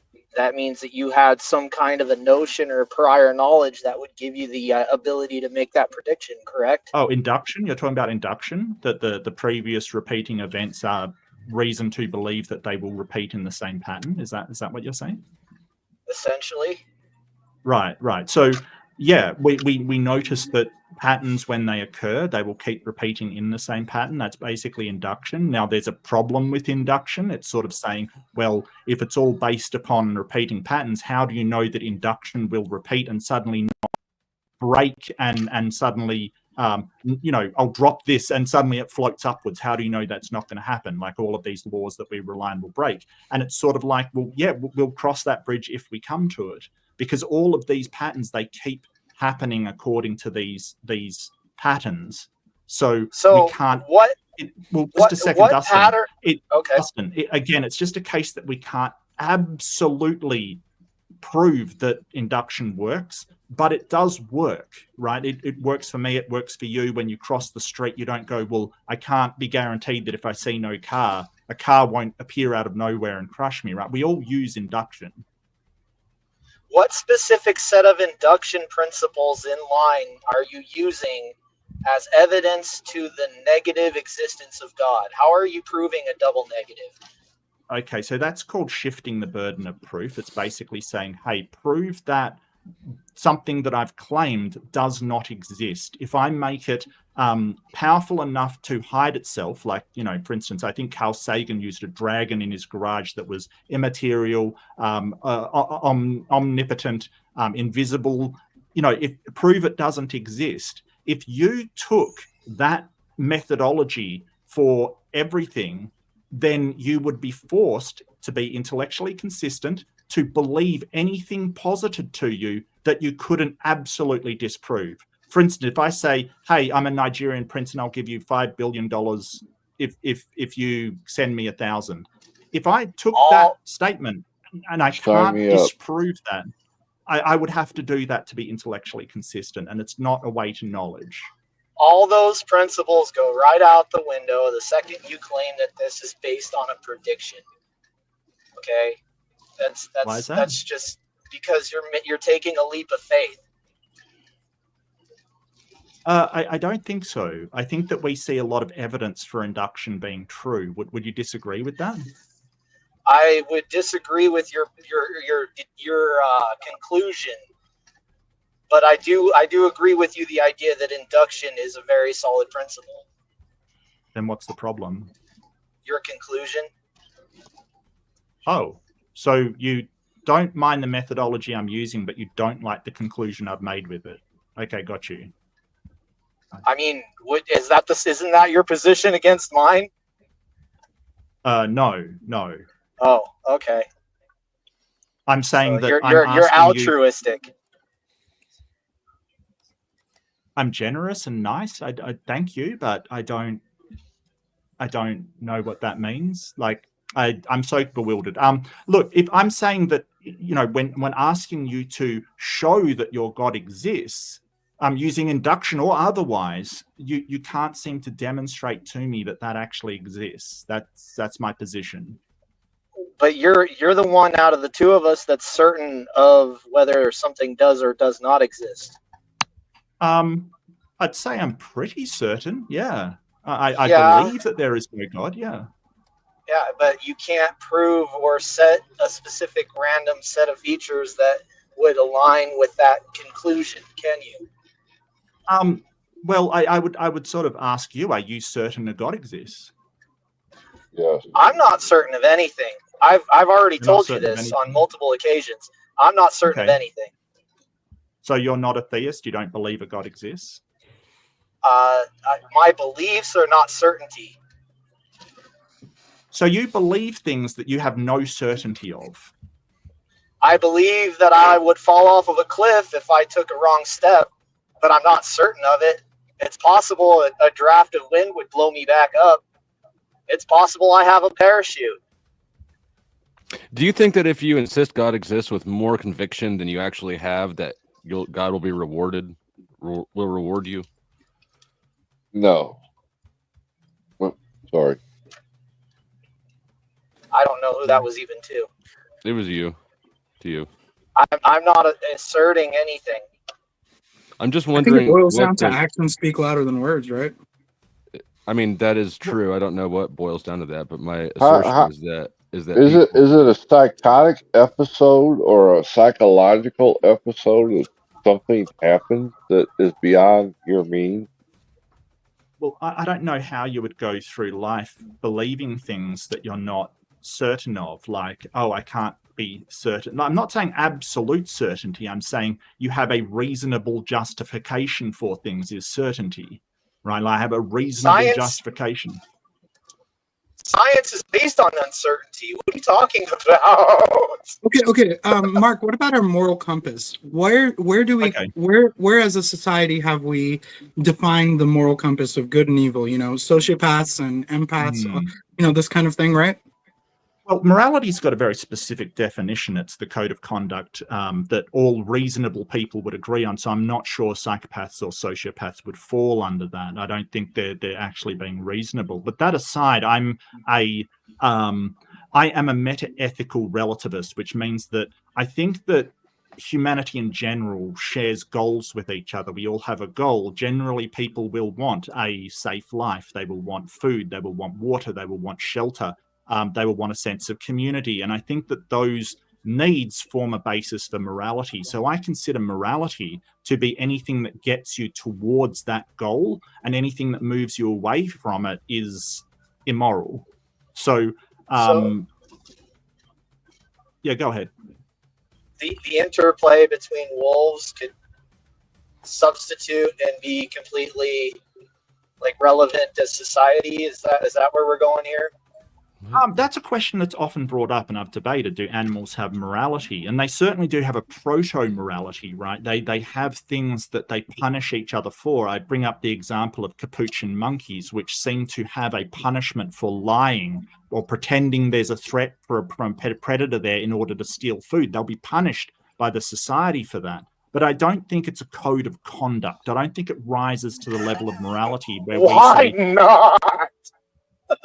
Well, because they don't encode, they don't basically put it down as what you ought to do or ought not to do. They just react emotionally to something. Yeah, That's I all. agree with that. And, you know, we're on the opposite spectrum, obviously, of the spiritual aspect. But I agree with that because Right. when you see those videos online of golden retrievers that raise lions in zoos, there's Yeah. nothing moral there. It's just the lion cubs think that's their mama, right? So So they you grow know, up not wanting Oh, to kill sure. the dog. well, what's the distinction that you're making that makes something moral and something not moral? If we're talking about self-sacrificing behavior, I'm talking about human beings because with nature, as brutal okay, as it is, there's a clear system we learn from through nature, and the whole argument as human beings, as conscious, you know, sentient beings, is what makes us different from just the nature around us. And I think that's exactly why we argue whether God is real or not, because we are so different from everything on this earth. Well, I wouldn't say we're so different. I think we're just sort of specialized in a very selective way for our neurological features, our ability to, for instance, socio-technical skills, our ability to teach others of our species, technical skills like making things, you know, that's really different than anything else out there. But other animals do have things that they're better at than us. Like, for instance, chimpanzees have incredible short-term memory. Chimpanzees will beat humans on short-term memory any day of the week because that's what they use. But I think that humans in basically socially codifying things, like basically saying, hey, this is something that should apply across the board, instead of, say, a singular animal going, hey, I don't like you doing this, so I'm going to, you know, maul you if you do it, kind of thing. I think humans are unique in that, applying morality not only to everybody around them, but also to themselves. So I think I do agree that something makes us special, but I don't think we're that special. We're still animals. Morality is very pragmatic. There might be a Sure. substitute between short-term and long-term gain, but Yes. most immoral behavior, there is a pragmatic reason, aside from punishment, absolutely. why you would not Mm. do it. Aside from punishment from the law, I mean, there's a Yeah, natural and recourse. I think you're right, Dustin. I think it's largely social cohesion. You know, like there is that what is going to get us to a socially cohesive way and what will be in our best interests. And that's why I'm a humanist, because I care Did you about just human agree beings. with me? Hold on. I'm like if I did, it literally was sitting accidental. beside myself. You just agreed with me. There's no accident there. You just agreed with me. In what way? I gotta run, but I would like to ask Mark a question before I leave. I just heard something sure. earlier. You had said that that everything you believe is not based on faith. But would you say that axioms are faith-based? I don't think all presuppositions are faith-based. I don't think the presuppositions that my senses are true are faith-based, because there's definitely something there to base them on. It is not just I've got no evidence of my senses, right? There's definitely evidence there of my senses. If you stab me, I'm hurt, you know, and I will feel that. I don't think it's sort of the same as saying, well, I'm going to take it with no evidence that this is true. I don't think that's on the same level. So no. Wouldn't that evidence be a justification? It's a justification that they exist, but I don't think it's a justification that they describe reality necessarily, because we know that the senses can be wrong, right? Optical illusions exist, and you know, your senses can be absolutely wrong. We know this. Yeah, I don't think the presupposition is that I have senses. The presupposition is that the senses describe reality.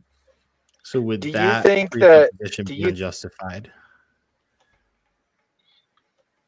I think that it is, because I don't have any other senses. I think so. So you may not say it's a presupposition. You may say that, hey, it's a properly basic belief. I'm not sure I get on board with that, but you know, maybe it is a properly basic belief, because nobody has to explain to me what my senses are, how they operate. Maybe it is, you know, things like the laws of logic. No one has to explain to a baby how, you know, that jangly thing is just a thing above them and not other things which aren't as interesting. No one has to explain that to them. They just innately understand it. So that may be the case, sure. Cool. I was just trying to connect the dots on No, Jeff's that's argument. fine. Yeah, That's fine. Because I think Mark, the way the argument goes is that, and this is just last thing before I leave. Sorry, Dustin. But I think it was just to connect the dots. It was just that if all of your all of the things that you believe are based on these fundamental, properly basic beliefs or axioms, if they're Yeah. unjustified, and if that means that they're faith-based, then everything you believe would be based on faith. I think that was the argument. Well, I think they're justified. I do think there is justification for using my senses, and it may be a pragmatic justification too. You may be right about that. That there is no, like, I don't really have any choice. I don't have any other senses in which to engage. I don't have any other mind in which to engage. So it may be based upon that, sure. But that's really interesting, Alex. And yeah, I get what you're saying. I think that faith, where you have sort of nothing to justify it, and you say, well, I'm going to believe it just based upon that I nothing but faith. I don't see that on the same level as sort of believing my senses, which I can directly experience. Cool. Thanks for that. I appreciate the clarification. Yeah, no worries. Thank you, Jeff, for being my partner. Thank you, Sarah, for having me. Yeah, Mark, Corinth, thank you for doing this. Thanks, Alex. Take care. I made mate. you that offer already, Corinth. And Mark, if you ever want to do Yep. anything, Discord, all social media is at Wi-Fi Gospel. If you ever want to do anything. Yeah, sure. Cool. Yeah, man. It was nice to meet you, Alex. Yes, sir. Thanks, You too. Alex. Appreciate you. Sorry you had to carry me, man. I did warn him philosophy is not my strong suit. Just a question There's to that Mark beautiful and face. Corinth. Philosophy is not his strong suit either, Jeff. Don't worry. But yeah, a question to Mark and Corinth. Like, do you think that like people can get truth out of the Bible, like the same way as like people go to the movies and they find something that's inspiration from that, they find some sort of meaning to it? Do you think that people can find meaning and truth in the Bible? Sure. You go, To some Corinth. I've been extent. talking a lot. To some extent, probably. There's you probably shouldn't murder people. You should probably use some level of treating people as you should. You should love your neighbor to at least some extent. These are all things that seem to be true, or at least good, that people can derive from the Bible. That's not to say Yeah. everyone who reads the Bible derives true things or good things. It's possible for some. It depends what you mean by truth, really. When you say, can you get true things? Yeah, it's sort of, ancient Palestine exists, the Levant existed, Golgotha's a plate. There's certain truths in there that we know are true. If you're talking about moral truths or moral facts, I don't think there are moral facts. I don't think anything is a moral fact. But if you're saying, can you get a truth of is good for humanity to treat others as you would like to be treated? Well, yeah, that's good for people. Sure, I don't see why it can't have really good lessons in it if that's what you mean. Sure. Yeah, so then the question would be like what would be your issues with the Bible? Like, what would be the problems you'd find, having like a religion like Christianity? There are a bunch of other claims you can derive from it that you can just take the good things from. You can take the idea that, hey, we should just go and hate gay people. You can take the idea that, hey, we should go and start beating people or limiting sexual promiscuity. You should take the idea that like women shouldn't have rights. These are all things that you can also derive from. I'm not saying everyone derives these principles, obviously, from this, but these are also some things that people do derive from it, and that would be a reason why people should maybe separate what they should take from it as good and limit what they do take from it. Well, I Yeah, think just that's the like any- variations I of agree. the views of humans around the world, right? Because for theft, for example, in a lot of states in the United States, you can steal up to a certain significant amount of USD, and there's no prosecution for it until you do so. Surpass that limit, and then in other God bless you, Sarah. And then in other countries like Saudi Arabia, you have jewelry shops open without any CCTV or security or doors, and people don't steal because they know the punishment is the hand you steal with is chopped off. And I think a lot of that is derived from these religions and cultures. Corinth. Yeah, but there's problems with that. Sorry, go Allow ahead, me Sarah, to sorry. interrupt. My apologies. Plumpy, I know you're trying to send Corinth to the back, but you can't send the original panelist to the back. So tag me in the chat and let me know if you want to send somebody else back. Trib1 coming up with the Big 10 says AI overview, blind faith versus faith. Faith is often based on evidence, I reason, and experience, while blind faith is characterized by unquestioning belief, even in the absence of evidence or reason. Any thoughts to that? panel?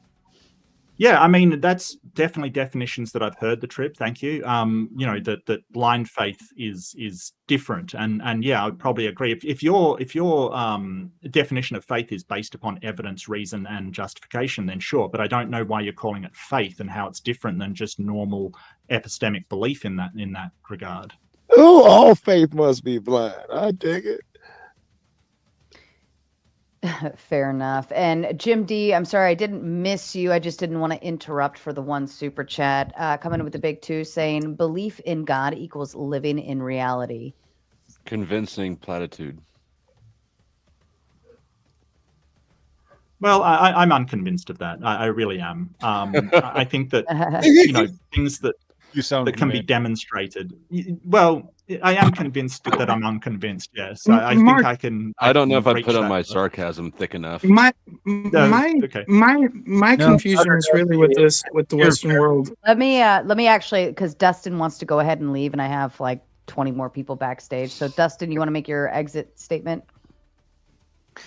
So it's just interesting to me that there's so much energy placed into the idea that science has replaced God, right? You can't deny that God is a part of the human psyche, has been there for a very long time. I'd argue longer than science has been. And the idea that science hasn't supplanted God as a religion, it just kind of lends the idea that you're putting a lot of faith in something that you can't prove, right? So that's just my 2 cents on the. I like it. That's just my 2 cents. I like it. I can address that though. Sort of the idea that science replaces God, that isn't true. No one's worshipping science. No one's actually saying this. They did call science faith. Well, no, I don't think so. I think that it seems to be the best methodology. Trust the science, bro. Oh, I don't worship science, and it does tell us things that are not great about ourselves and about the world around us, you know, like, but it seems to reveal what is actually true, which is the reason we have medicine and, you know, virology and all of these things. It seems to be the best for telling us about the natural world around us. And I'll concede it doesn't seem to have a method for finding supernatural or transcendent things, but that's not what it's designed for. So you can be a complete theist. You adopt the concepts that were once associated with God. You say that because I can explain them, that I am now greater than those concepts. Yeah, and can you be place nature. yourself. Anyway, yeah, I think you know that this argument is sound. I've got to go because I will catch you guys later. Much love. Thank you for having me on, Sarah. Yeah, no problem.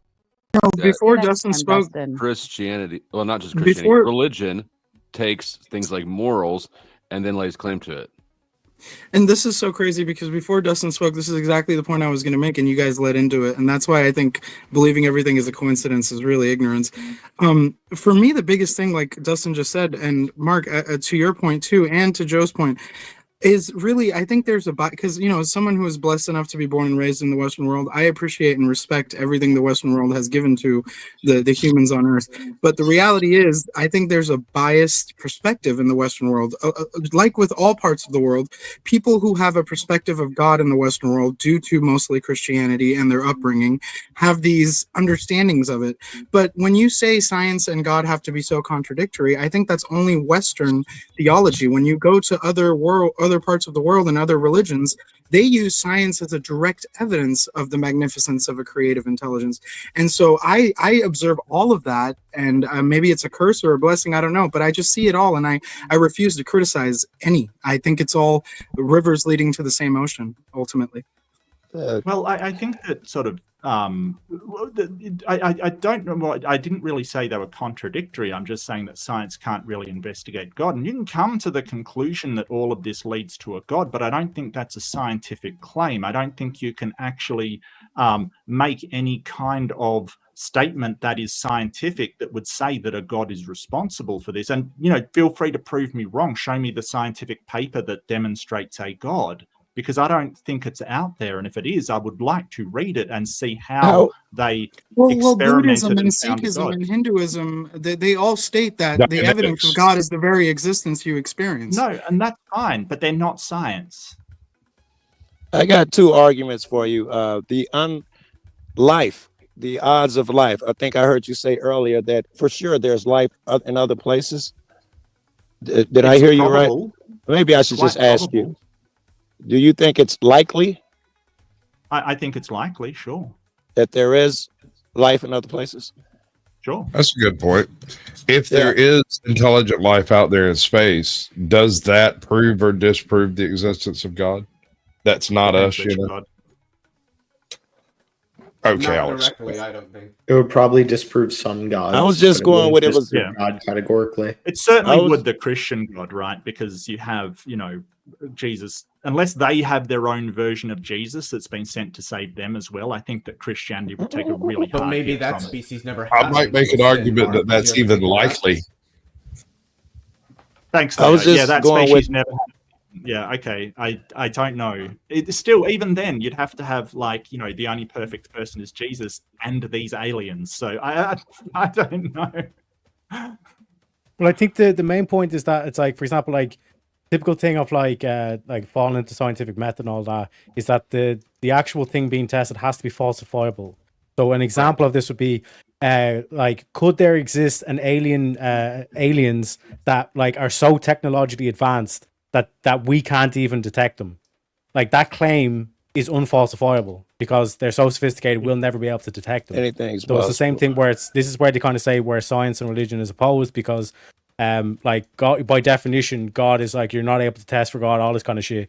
But like I think another key point to touch on as well, because sorry, my mind's all over the place, like, was this whole thing of like dogma. There is dogma in science, but it, like, science itself is not a religion. Do you know what I mean? So when Fauci got on an interview and said, I am the science is settled and all this shit, that's literally contrary to science. Science is like developing, it's constantly being developed. So to say it's all settled and it's like the knowledge is static, all this kind of shit. Knowledge is dynamic. It's constantly getting added to, tweaked, all this kind of shit as we experience and we discover more, all this kind of thing. So I think that's kind of the main danger with religion, especially fundamentalist religion, is that you can, on faith, take a stance that goes against all of your country's laws. Like fundamental Islam, for example, will on faith ignore they will override free speech in the constitution, purely because it's like, no, that's blasphemy to God to dare question Allah or whatever the fuck. Do you know what I mean? But like, that's when you get into dangerous. But that's just dogma in general. That's not necessarily For sure. religion. For Because sure. like, But I mean, they gave the threw example, like, Galileo. the Wasn't it truth is Galileo nothing they but- threw in jail for saying the sun was the center of our solar system? Was it Yeah, Galileo or Aristotle? it was home confinement, I think.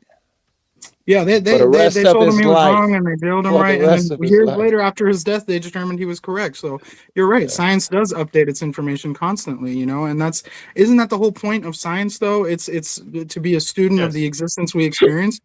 Can you imagine being the guy who had to clean that guy's place out? I presume people could enter it. The whole but, world like, was convinced he was cursed by God himself, banished instance, at by the one Pope point- to his own home.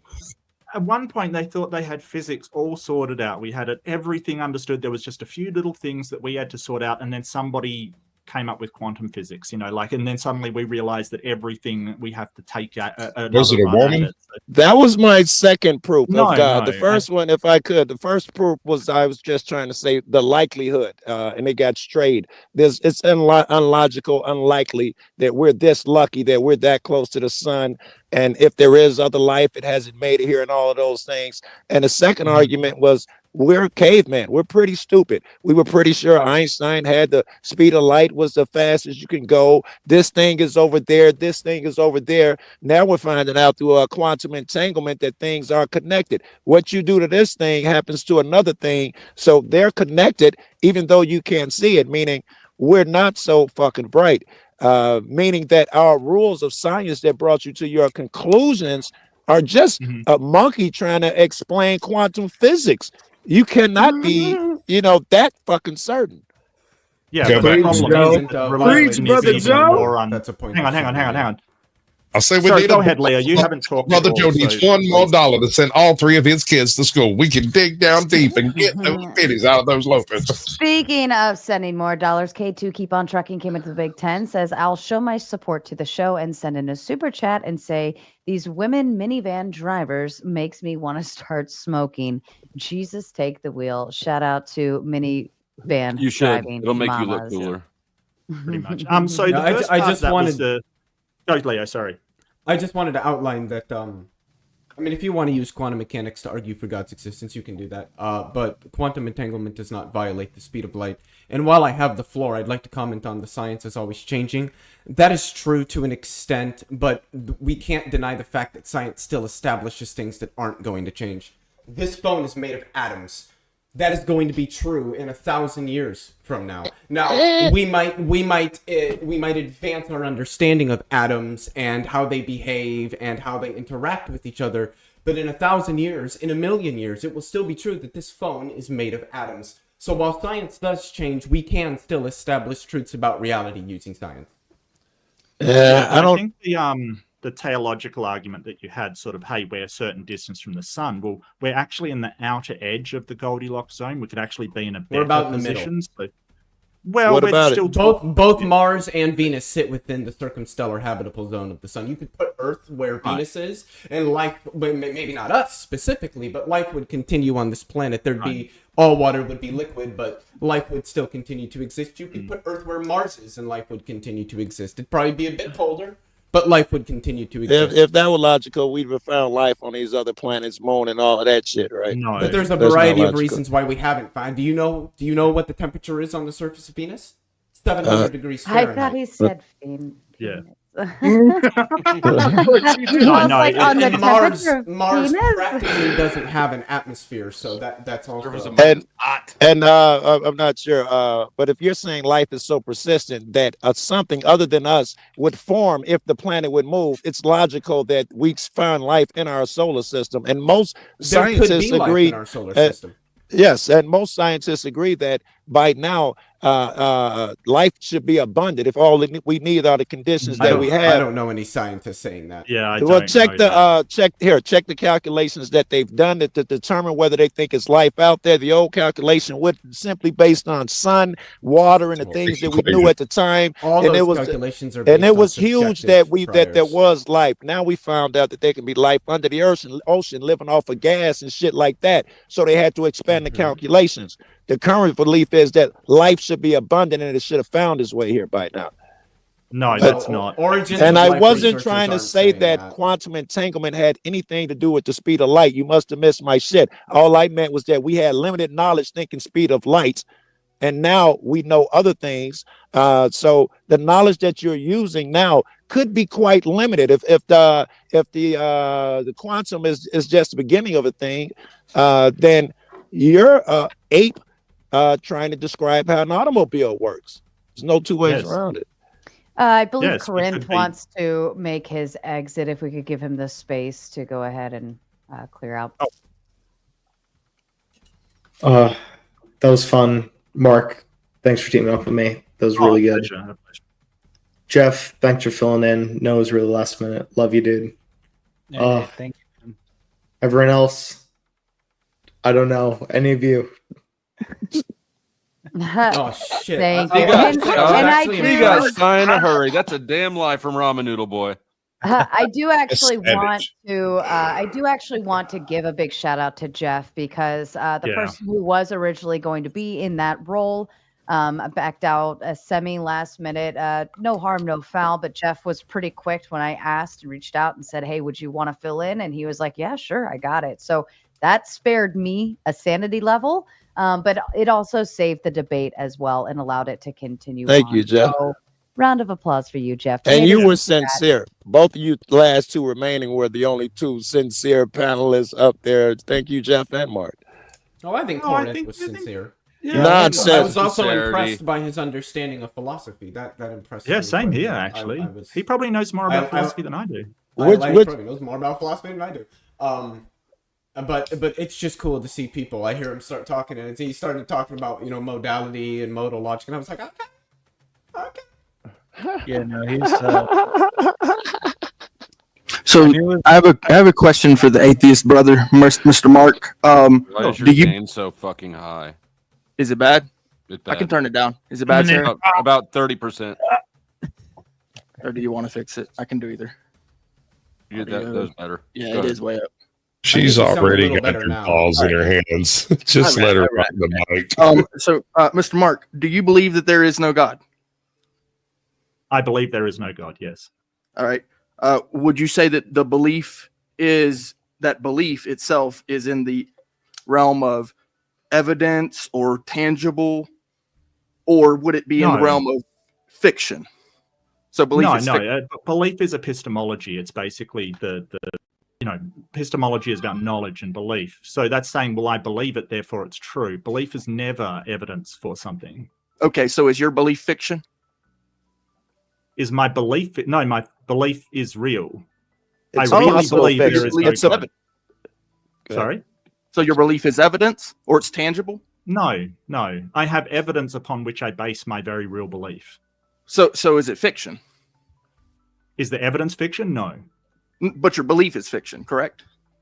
What do you mean is my belief fiction? Do you think It's not real, Do you it's think, tangible. Do you think I'm lying that I believe in this thing? I believe you believe that. I believe you believe that there is no God.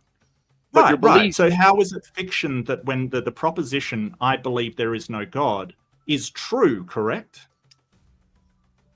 you may believe that, but I don't know whether Yes, it's and true or that not. is true. There's no way for me to know. And while you Well, two yeah, are fooling around, I just want to send a big shout out. We just got a big Crucible raid coming in, so the numbers are spiking up already. Shout out to all of the Crucible crew. Rachel Wilson, I see you in chat. Mr. Enning, I'm just going to say Mr. E. I can never say it. And thank you to Andrew Wilson. I appreciate you all. I hope your debate went well. Sorry, my apologies. Go ahead. That's okay. I think the confusion here is you're saying, hey, is that belief that you have a real thing, right? Is it a real thing out there in the world? And no belief ever is. A belief is a mental state of thinking something is true. So you've got to be very careful because you're trying to Jeff, don't leave conflate yet. whether Are you leaving? the belief. No. Hang on. Just brick. You're trying to conflate that the belief not being a real thing means that if it is true that I believe it, it doesn't mean that it's true that a God exists. And you're trying to conflate the two. No, I'm not conflating. I'm actually you making are.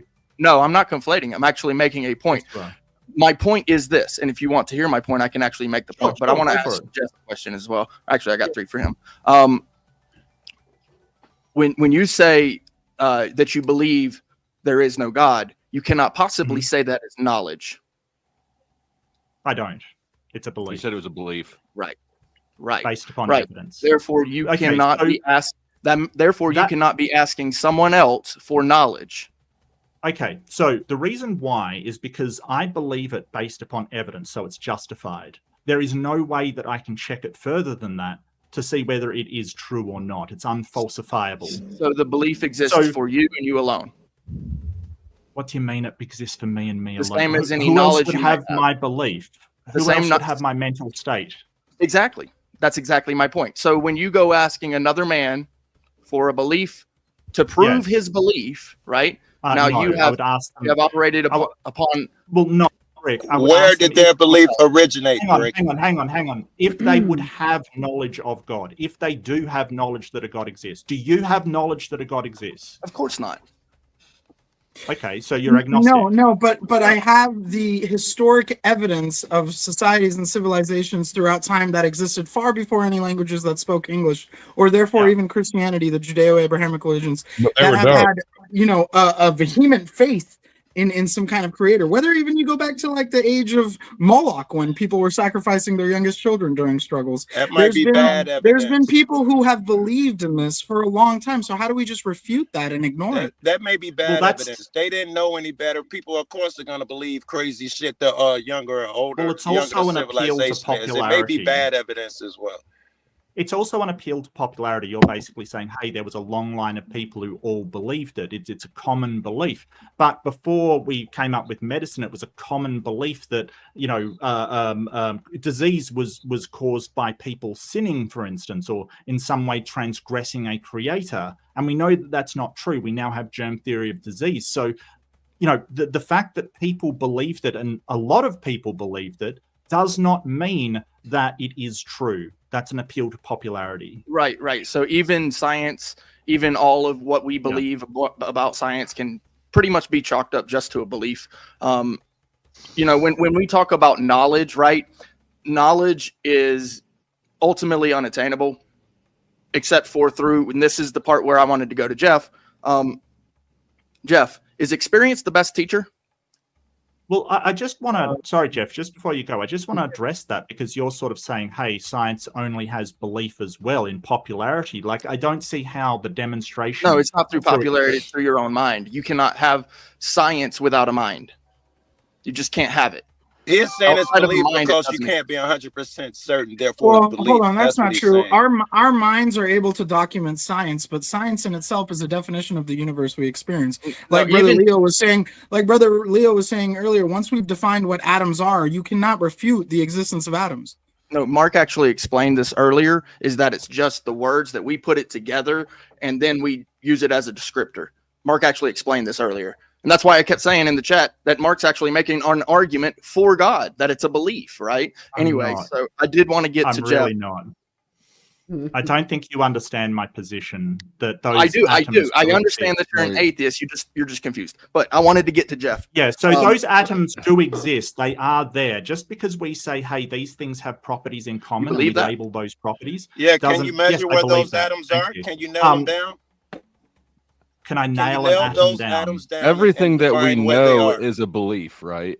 You know you cannot, right? So maybe they are not there. I was thinking that the Certainly whole not time, as Flo. you're Like saying. after the fact, we still believe it, even though we know it. Right. A belief Heisenberg that uncertainty. is correct. Yeah, even if we claim Knowledge it, is a subset of belief. belief.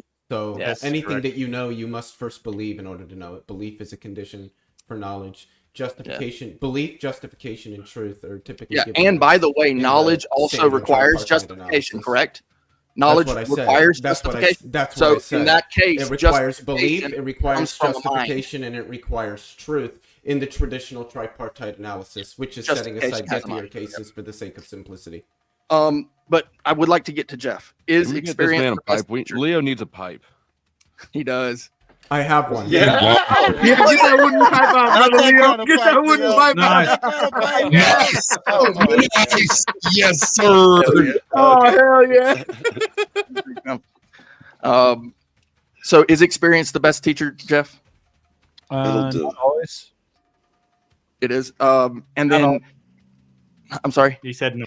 Not always. No. Not okay. I mean, besides, like, if we as believers said God, then God would be the best teacher. But short of that, experience. I mean, It'll like do. in the logical fashion, experience, I guess, because even logic has its own fallacies. It'll do. Please continue. Okay. Sorry. All knowledge based on experience? No. I don't. Well, that's the point I was making earlier. Like when you grow up as a Christian, a Muslim, whatever, in an atheist household, you grow up with the belief. You grow up with the belief and the faith that your parents or your family know the world better than you do, right? And a lot of us, once we get older, we realize that may not be true. So we try to get onto our own path and journey to find the truth. But like that's kind of what I was saying earlier, that so much of human civilization has dictated this belief or knowledge of a creator that it still stands true to this day. Like, you know, whether it's true or not, so many people believe it to be true is what I'm trying to say. Hey, So look, that doesn't answer the two question. questions I mean, already. everybody You said you could be don't wrong. No, hold on. It doesn't even I touch accept that the answer. It's okay Right. to say I don't know. It's okay. No, Okay, so I don't like Brick, the Brick sticky is, I way don't you're using the understand word Brick's knowledge. thing. You're trying to make a understand. semantic One more. point, biblical argument, and this kind of greasy. I don't like. Try it again. Yeah. I've got one more. Is revelation enough for experience, Jeff? Enough They're for different fucking things. Is it enough to say I have an experience now? No. No. It's not an experience. It's a revelation. They're different things entirely. Are you Sorry, I saying know can that was at revelation Jeff, but- replace experience? No, can a revelation be enough to say that was an experience? No. No. Okay, then I guess that John from the Isle of Patmos did not have an experience. A dream, No, maybe. he had an experience, but what Oh. we're questioning is whether it was a revelation. I'm asking these questions because a lot of people don't really get down to the nitty gritty of these I don't think ideological you get down to factions. the nitty gritty. No, I'm saying that what But you God are, you bless you guys for are trying. claiming, what you guys are claiming to be knowledge, you can't possibly claim to know. Disagrees with you, bro. I don't know. What You can't possibly claim to know what we know. Hey, look, I'm just asking questions. No, you're not. You're making assertions. No, I literally have them written down right here. Okay, You literally just made an assertion, and you said you're asking questions. Yeah. Okay. Yeah, And- I and did. when we disagree, I just premises, made an whatever assertion. you're I got running, 6 Rick, questions though. But Rick, all of just the questions. when we disagree with the premises in your sort of whatever script you're running there, you're sort of like, oh, well, we then continue like we agreed to it. Right. You disagree disagree with prove anything to us because we didn't keep up with you, is what he's saying. No, when we don't give you the answer that you're looking for. Like when you say, "Oh, experience is the best way to get knowledge." No, sometimes not. If I fall off a cliff and die, it's not the best way to get knowledge about gravity. No, that's very true. Yeah, Mark, the way I think of it, is that this might you're be a not silly- willing to say I don't know. Okay, Brick. Okay, Brick. I Okay, did Brick. Mark say say that. The way I think, Didn't I think Mark of it say like that when video he was game- asked? Yeah, he I said at don't least know a 3 lot of times tonight. things. I No, don't no, know a you're lot of afraid things. I of don't it. know how- You said I don't know, but then you push back on the position as if it's a piece of knowledge that you can attain. You can't attain this knowledge. It's not for you. It's not for me. It's not for anybody. There you are know pieces that? of knowledge that you Where will did you get that never knowledge, have. Rick? Where'd you get that knowledge? What, that knowledge right there? Oh, that's Can you give me a first source? I'd that's like a an first experience. source, please. That's an So you experience. don't make knowledge through experience by knowing that other people can't I know it. believe it is You true. already know. I'm sorry, that's not going to. By the best teacher. Now, if you don't want to believe it, that's cool. That's cool. I'm only asking questions that people are afraid to ask. Brick, do thoughts exist? There's a reason why they're afraid to ask it, mate. Because Well, I actually respect that sentiment that humans may be limited to I that wanna hear him ultimate answer my knowledge until question. after we die, whether it's Yeah, I real or not, want to hear right? Flo's Like, question too. yeah, I go ahead, think Flo. that's- Go ahead. Do thoughts exist, Brick? You already know the answer to that. I want to hear you say it for people, though, so that they know who they're talking to. That's my point. Why ask the question? To demonstrate Well, to what's the the outcome? audience who you are and what you think. They already do know thoughts who I exist. am. I've been up here on Sarah's panel. In fact, I don't know I've who been you up are. here on Wait a sec, Brick. You just tore into you just tore into to why I didn't Mark, come. and now you're dodging the question. I don't And you're know. saying, who you oh, are. people are just afraid to ask the questions. Answer Flo's question. Do thoughts exist? Good question. Yeah, it's a simple question. It is. Do thoughts exist? Question. I don't believe so. Oh, So I would say no. thoughts don't Okay. exist. We have say this no. conversation. There it is. There Right. it is. So I can't It's tell you kind what of the like peeing on a wall. Maybe for Brick, because it does sound like he doesn't fucking think, so he wouldn't have thoughts at this point. What, gentlemen, one at a time. Brick, Brick, make your what do you- claim there, buddy. What do you mean thoughts do not exist, Brick? They're not real. They're not tangible. You can't hold them in your hands. Oh, I dig that in that sense. I'm with you. Yeah. It just leads to the simulation theory. Like if I'm playing a video game, it's not real, but the concept, like what fascinates me more than anything is, Mark, you're the greatest non-NPC character in a video game, right? Because you're willing to question everything that most people are willing to just believe. So it's ultimately the creator of this video game is probably far more fascinated with individuals like Mr. Mark Reed, who actually question things and are willing to, question what the truth may be instead of just falling in line, because that's what the older people before him said. So I try to have an open mind when it comes to this debate. I don't just pick a side and become loyal to a fault. Well, I don't have a problem with anybody believing in a God. I don't have an issue at all. Like they can believe whatever they want because I can't prove the God doesn't exist. So I can't, I don't dislike that. What I have a problem with is some of the negative effects of those religions have. And, you're fully entitled to your beliefs, but I believe there is no God. And so I think I'm entitled to mine as well. But thank you, Tomato. I really appreciate it. Mark, and I think, yeah. Sorry, Joe. Go ahead. Yeah. Let's say I'm going to equate this life to a video game. If you're in a video game, can I call the creator of the video game God? Is that all right? Well, it depends on their properties, right? Like possibly, yeah. Okay, I mean, possibly. if That'll do. they're aware of everything, because even in a video game, I don't think the creator of a video game would be aware of everything that happens in that video No, game it'll in do for all what I want to locations. do. I just want to Okay. move it to, is it possible that this world, if it is a simulation, then we can call whoever created it, we can consider him God in the same God terms we gave the first guy, if we can Sure. prove this is a simulation. Sure, but I don't believe it's a simulation. I think that has Very good. That's an easier proof than to prove God. I think we could prove this is a simulation. Really? Yes. Everything we think seems to be untrue. It seems like, for instance, you once thought that when I hold up these cigars, I'm actually touching the box. Turns out that there's a magnetic field that would never allow me to touch this thing in reality. We thought we were sure, 100% unobjectionable fact that I'm holding this box. Hell no. Now we're not even touching it. We know we're not even touching this box. How does that get you to a god or a simulation? Well, the best way it turns out to find out a simulation is to zoom in on it. You zoom in on other simulations, they pixelate, the rules break down. Looks like when you zoom in on this world, it breaks down. You can't find that atom that you were so sure of. Heisenberg, on certainty principle, says the more you try to narrow it down, the less you'll find it.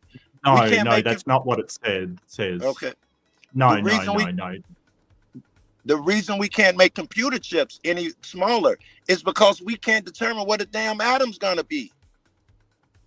No, that's not right. We can't Both are make them correct. any smaller because we're limited by the size of electrons. That isn't true. And we can make quantum chips using quantum bits. So I don't, that's ridiculous. Well, your quantum argument, when I'm talking about quantum computers, the reason we can't make regular chips for regular computers is because we can't nail down where the damn object is. The closer we try to nail it down, the more we know where it is not. It is not there. No, it's just limited by the size of an electron. We can't make like computational pathways that are smaller than an electron, because then what would hold the electrons? Well, the holder is that part. That part is too small for the electron to travel through. You understand that, right? So there's two parts there that are working together. Yeah, but I don't see how that makes us not able to do anything smaller, because we don't understand where an electron is. That doesn't follow. It's not the electron, it's the atom. Well, we can define the position of atoms. My point was that the rules break down. The rules change on a smaller level. Here, I'll give you another example. You take that doesn't prove that it's a simulation. It just says that when you go further into a atom, that it goes into subparts from there. That's we haven't found anything that has an atomic level, but we think that the quanta is the smallest packet of information that you can have in the universe, like the quanta. But we're not 100% sure of that either, because we haven't managed to break a quanta down. So that's aside my point. My point was that what we think is solid reasoning here, if you do a 360 and turn around, I'm looking at your face again, we think that's 100% certain. The quantum rules don't follow these rules. That's why they want the grand unified field theory, right? To rationalize these two. I'm sorry, Joe. I'm going to go out on a limb and just sort of say that you probably aren't an expert on quantum mechanics at the moment. I'm not I wouldn't claim expert on anything, bro. Hence, man's been asking in the chat how magnets work. He's getting mad. Is that Tapioca Weasel? That's our magnet expert. No, it's not. Direct Tapioca Weasel on magnets. Yeah, Joe, I just don't see when you say, hey, because either way, right? Like, I feel like either way, if we find some quantitative packet, some smallest part of the universe, and say, hey, that quanta is the smallest part, you'll go, oh, look, it's proof that it's simulation. I'm not trying to prove the size. You're missing my argument. The rules break down. Can you talk about that? Smaller and smaller and small. Well, the grand unifying theory is the one that we're looking for to assimilate them together. Like quantum because gravity they're different, and things. right? But you're assuming that doesn't exist, and I know. How do you know that doesn't exist? I'm assuming what doesn't exist. I'm just saying the rules are different in conventional physics as opposed to quantum physics. Why are we wrestling about this? No, if we can find a grand unifying It's- theory, has- it will unify the two. We haven't Where is found it? it. Where You're is it? saying The four. Joe, he's saying that he believes we can find it. He's not saying that we have found it. He believes that we can. All right. And speaking of finding things, Joe, Nico Pluto coming with a big 2 says, Cruci blesses. Hello, weirdo. Thank you. Plumpy with the big 2. Stay wild out there, Brick. Plumpy again says, simp bucks. Thank you. Plumpy coming in is again saying, Brick, what's your favorite Skittle color? He meant skin I color. do not. It's I a do not euphemism eat for Skittles, skin but color. if I had to choose a favorite color, because my favorite color is green. Red's the best. Skin color. Skittles? Gay. No, I don't eat Skittles. Did you determine that? Blasphemy. Brock E. Shepard trying to utilize his membership to kick Dusty, but Shame, unfortunately, it shame. doesn't work like that. That's just your free ability to say something without you've already used to say something. Yes. You And now can't you use burned it to that kick one. anyone. Yeah. Chris Thompson in with the big. Okay, Chris Thompson in with the big 2 saying smartwatches have a processor in them. And last one, John Cassell with the big 10. How bad does this guy want to be Morpheus? And on that note, I'm not Mark, sure if he's I talking will. about Mark I'll or take it. Leo. Is that Mark or Leo? I'm gonna assume it's me. I mean, I'm so bold. It's Leo's got the ridiculous. chair though. Hey, I'm bald. He Dude, does, Mark, yeah. I'm bald too, bro. Fuck him. And- Fuck him. I'm Professor X in this bitch. We're both Yeah, bald yeah. brothers, bro. Right Put the hat back right on, Tomo. Embrace it. Anyway, And I just Mark, want to give you want to a make sorry, your go ahead. closing guide? No, Yeah, I wanted wanted to to give a big thank you to Jeff and Alex and God, I've forgotten his name now. Corinth. Corinth. Corinth, yeah, absolutely cool. Was really, really fun. Thank you so much, Sarah, for hosting, and thanks everybody for watching. I really enjoyed it. Good to see you. Everybody, take care, be well, and yeah, I'll probably see you next time. Good seeing you, Mark. I don't mean to Yeah, cut good to you see you, off, Leo. Mark, Much love, man. Going Hey, to get some sorry. lunch, huh? Hold on, Jeff wanted to say something. Go sorry. ahead, Jeff. Yeah, no, I'm sorry. I didn't mean to cut off your ending. If I want to chat with you later, where can I find you? I'm over at Mark Reed Atheism. I have in my video descriptions, I do have a Discord if you want to join that. But yeah, my link, I should be linked down the bottom, Sarah, is that right? Yeah, and Jeff, I'll send you his Discord username so that you can reach out directly. That's how I talk to him. Mhm. Oh yeah, sure, no problem at all. Anyway, take care, everybody, and I'll see you later. Bye, out, Mark. man. Thanks for coming. I appreciate you. Do you think he likes And- bags?